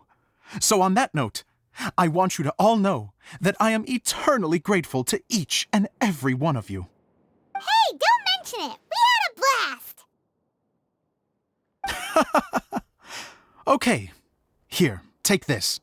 Your component, as promised. It's the bottle from the show! The one that lit up when I blew into it. That's right. Can you guess the secret behind why it lights up? Oh, maybe there's an invisible fairy inside that opens its eyes when you blow into it. Bingo! You guessed it.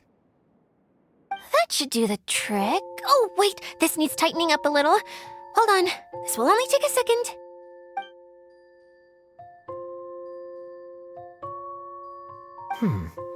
This outfit's more fashionable than I imagined. Excuse me, everyone. Do you have a moment? Especially you, Zosimos.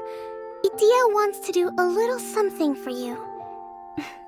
She says it'll be a dream come true. A dream come true? Yes. She said that as useless as she is, she wants to do something for you as the first person to have heard of your dream of being a director. Her words, not mine. I'd have to disagree, though. I have never thought of Idia as a useless person. How is this suddenly about me? If everybody is ready, then I'd like to invite tonight's male lead to take the stage. Ta-da!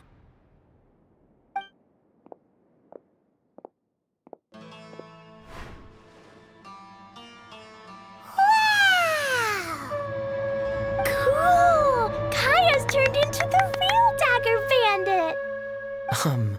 How is me changing outfits supposed to make the director's day? It's just a prototype costume. Is he that easy to please? Don't be silly. If I know our director, nothing will make him happier than to see his ideas brought to life by the right actor. Well, then I'm happy to oblige. Who am I to argue with the star of the show? Zosimos drew up countless designs and made a few prototypes before landing on this one. It just needed some tailoring to fit properly, so I made a few stitches here and there.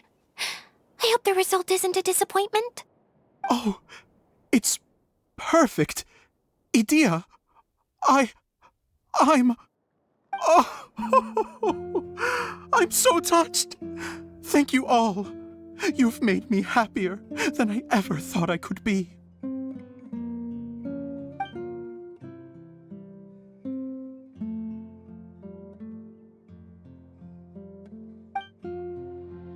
How are you doing? Recovered? Oh, I'm good. Thank you again, Idia. Oh, please, don't mention it. Well, now that we have the final component, it's time to say goodbye for now. Let's head to the core of the Valuria Mirage and get this place fixed up. Can I keep wearing my costume? Please do, by all means. Both of you can keep your costumes. It seems only fair. Yay! Kaya, keep wearing yours too. It looks amazing. I agree with our mage. I'm sure it's not every day you get to play such an unforgettable character. Sure. I think I can be a bandit for a little longer. Bye-bye, Mr. Director. Take care, my dear friends.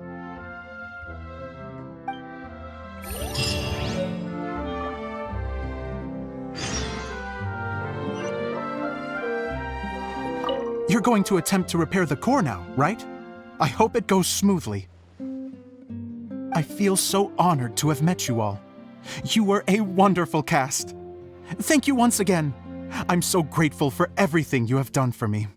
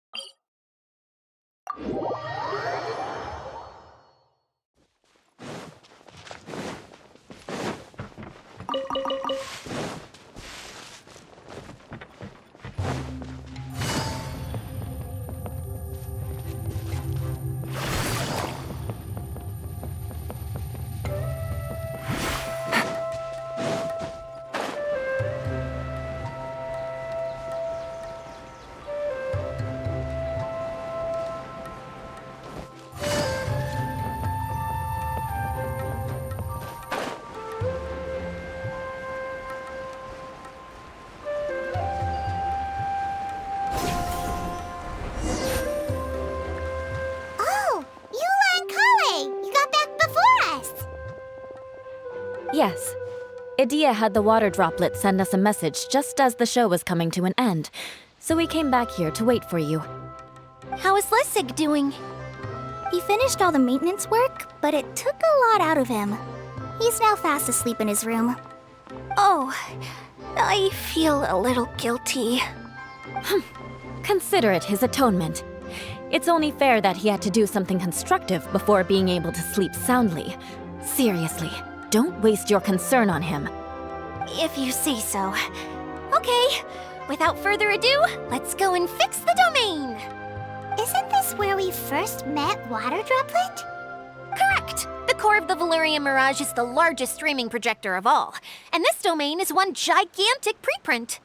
Whoa, so everything we've seen is created by this? That's incredible! So, to fix it, same process as usual, right? Do we need to use the preprint? Exactly! Well done! You catch on quick. It's hard to forget after doing it so many times now. Let's get going! This is the final step! Yay! Suddenly Paimon's really excited! The hub consists of these components. All you need to do is place them onto the foundation in the right shape. The right shape? But we've never seen what it looks like. Oh, don't worry about it. Close enough will do. As long as it can spin, it'll be fine. Should be fine. I think. Sometimes you have no standards whatsoever. I guess it'll be time for us to leave once this is fixed. Something that spins. Would a water wheel count? Wait, this is Zosimos' bottle lamp. Try sticking it in somewhere where there's a gap. And maybe on the right.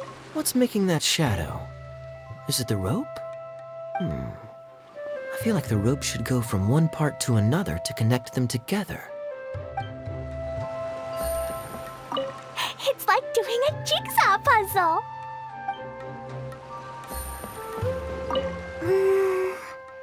If I remember correctly, I think there's supposed to be a small cog on the right-hand side. So maybe that's the candy box.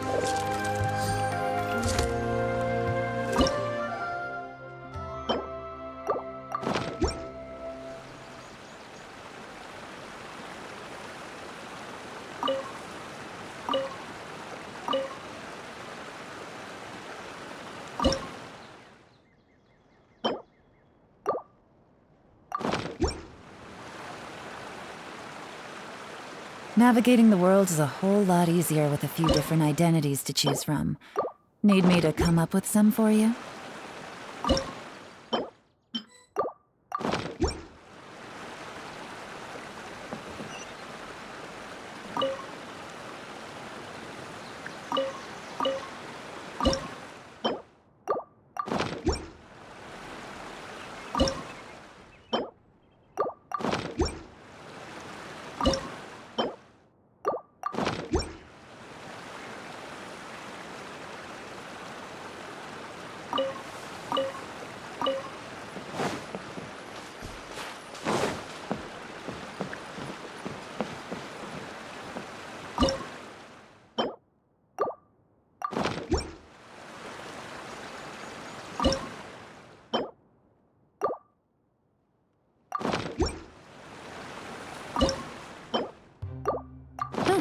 Good. We did it!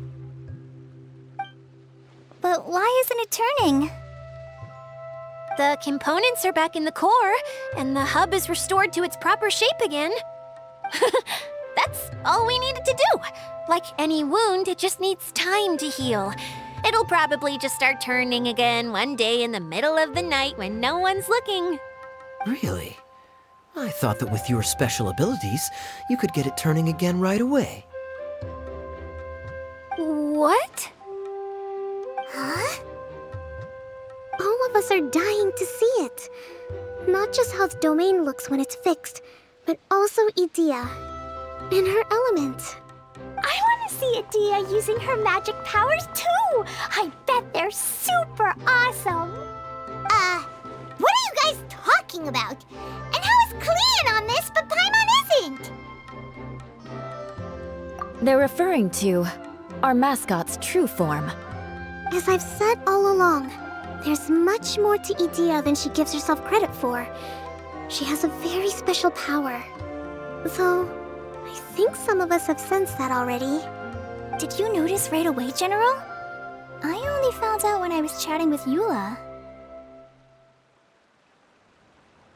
So our general was the first to notice. It seems like she's more perceptive than she lets on. I'd say the same about you, Kaya. What the? All of you? No? I mean, I wasn't trying to hide anything from you, I promise. It's just, for people who stumble upon this place by accident, I think my current form is more approachable than my true one. I don't want people to get scared when they see me. What? What is it? And whatever it is, how the heck does everyone know about it?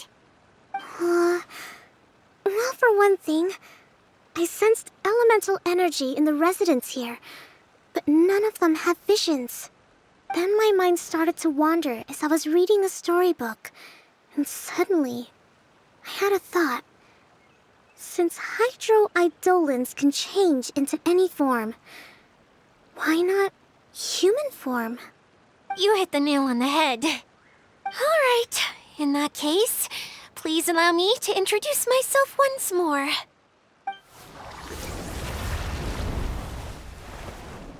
I am an Oceanid who was exiled here when the former Hydro Archon passed away.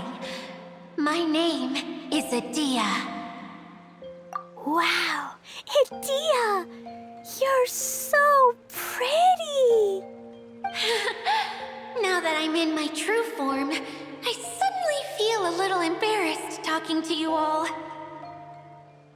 You look stunning. You should be flaunting this look at every opportunity. Oh, come on. I'm too shy. Wait, so does this mean that all the people we met in here are actually... I'm guessing that the human counterparts to these hydro alter egos are long gone. That's right. When they wanted to leave, I took them to the edge of the desert. The components are, in fact, gifts that they gave to me before they left. But I'm always curious about what brings people here, so I used the streaming projector to bring their wishes to life. The power to grant wishes, but only within the confines of the bottle. Exactly. It's a truly extraordinary light. I've just realized something.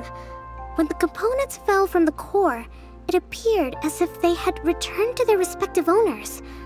But actually, it was after the components landed where they did that their owners and the things associated with them arose around them to form the different zones. So now that the components have been retrieved, does that mean that all those things are gone? Don't worry, they'll be quite safe. As long as I remember them, they'll never disappear.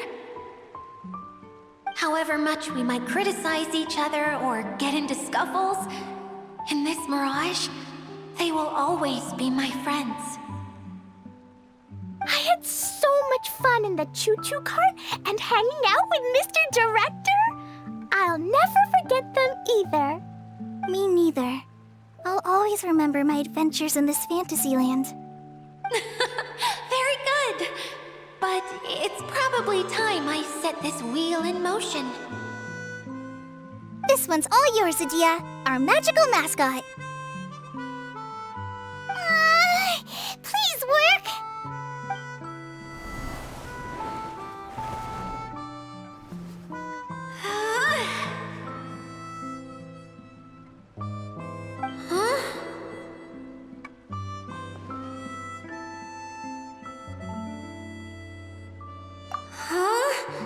That's strange. Nothing happened. Has it lost some power because of the incident? Oh, crumbs! Not now! Not right off the back of everyone putting me on a pedestal and me acting like this is going to be my big moment! Someone get me a bottle! I'm hiding myself away! See you in 100 years! You're already in a bottle. What now? This was the only way! Now I'll never be able to show you how the Valurian Mirage is supposed to look. Hold on. I have an idea. Yes, General Sangonomiya? I'm all ears. If it's okay with you, would you let me borrow the Shinro casket from the domain's core? Ah, the Shinro casket. That sounds familiar. 1 second. Here. Is this it? Wow! A huge shell! It's the relic that Kokomi mentioned earlier! So this is where it's been hiding! It was once a ritual vessel used for making offerings in the Moon Shrine. It's made from the remains of a yokai called the Shinkiro, and it can listen to the wishes of those who come to pray to build up Shinki, which gives it its power. Several centuries ago, the relic was lost when the last prefect of Yashiori died in battle. Its final resting place was unknown. The pearl that goes with it should be able to sense the casket's location. But when, unbeknownst to anyone at the time, the casket disappeared inside the core of the Valurian Mirage, the pearl's light died out. Huh? How come? Well, imagine it was a sound instead of light. If the room is too big, you can't hear anything from outside the door, can you? Oh, I get it now. The shell must have been having too much fun one day and got locked in the solitary confinement room. I understand now, too. The core has been wearing out recently. That's why you were able to follow the pearl all the way here.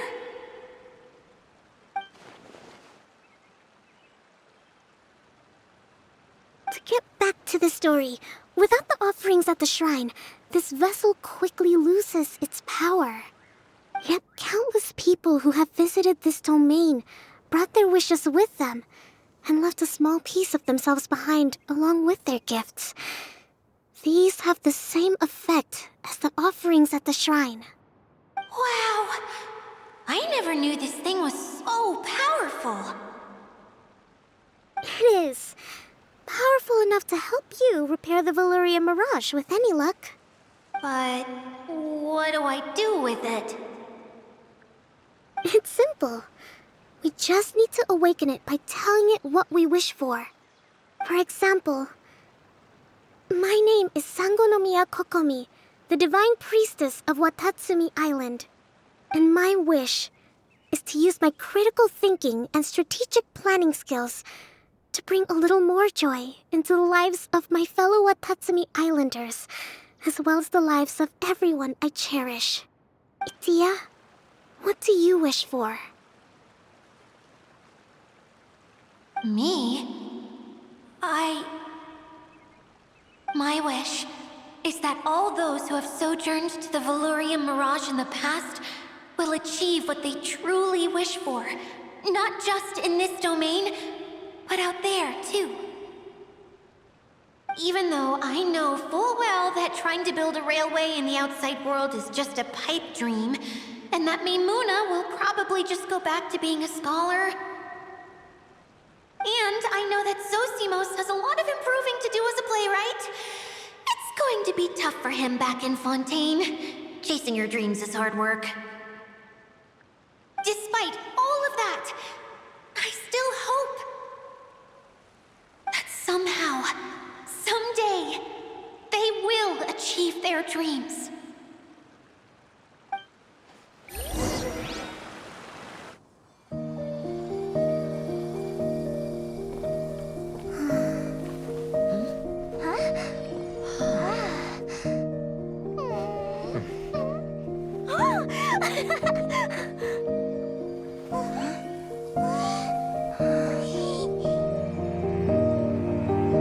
Okay, the combined power of our hopes and dreams is at your disposal.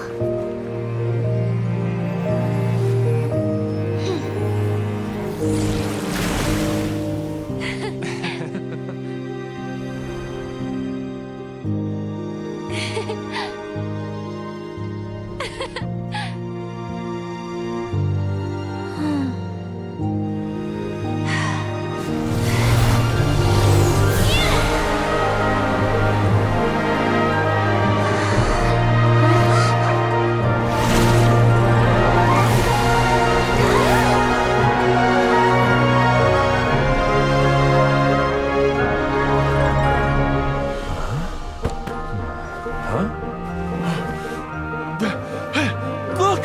The wheel's been fixed!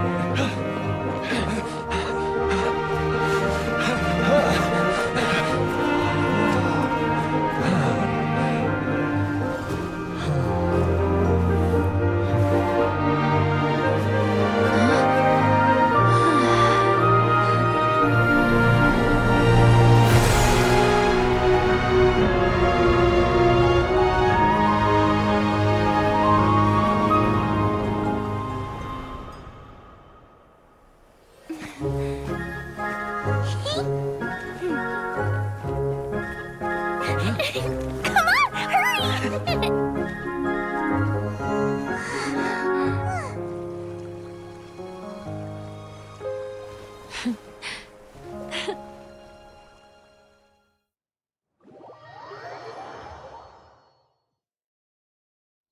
Yay! Dia, you're back to normal.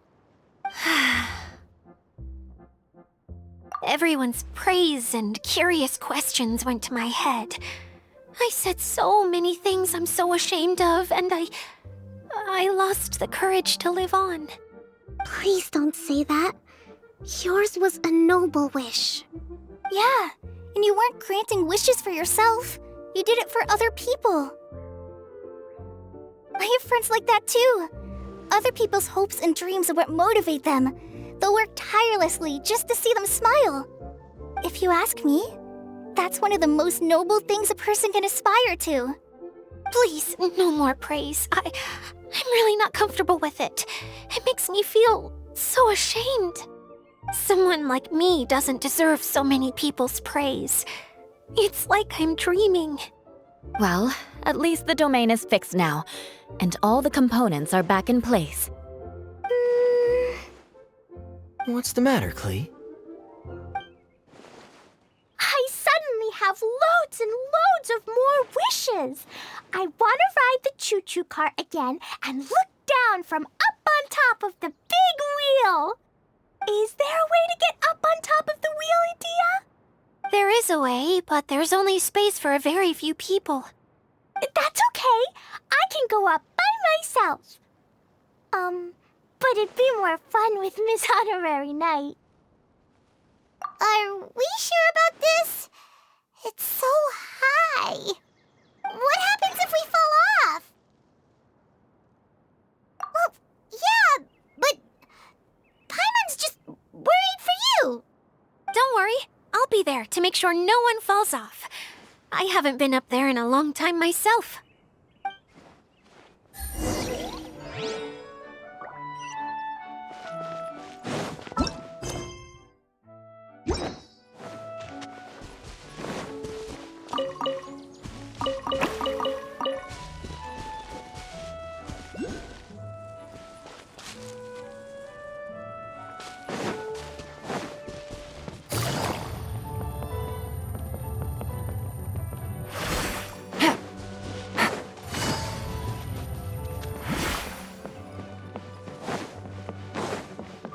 Take it easy.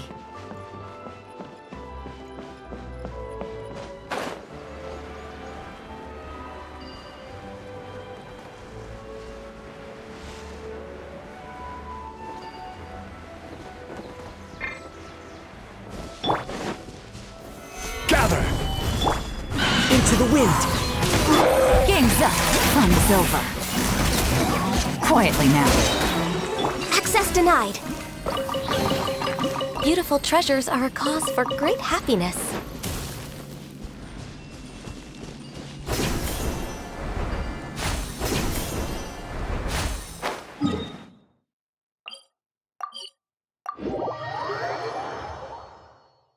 Next on the agenda...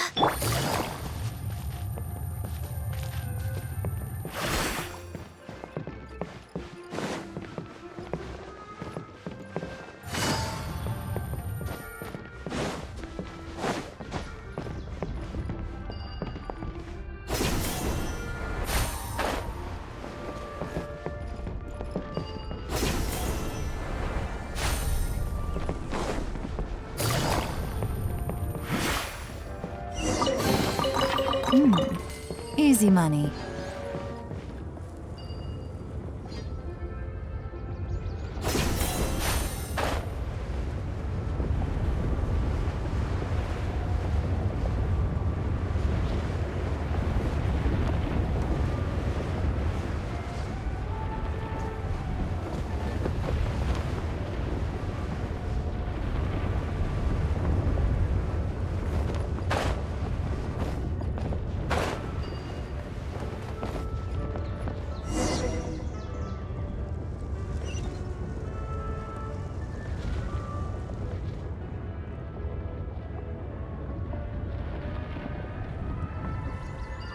Navigating the world is a whole lot easier with a few different identities to choose from. Need me to come up with some for you?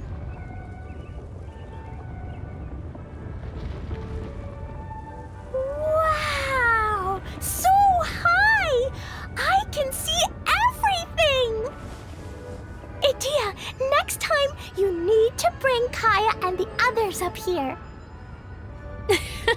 Sure thing.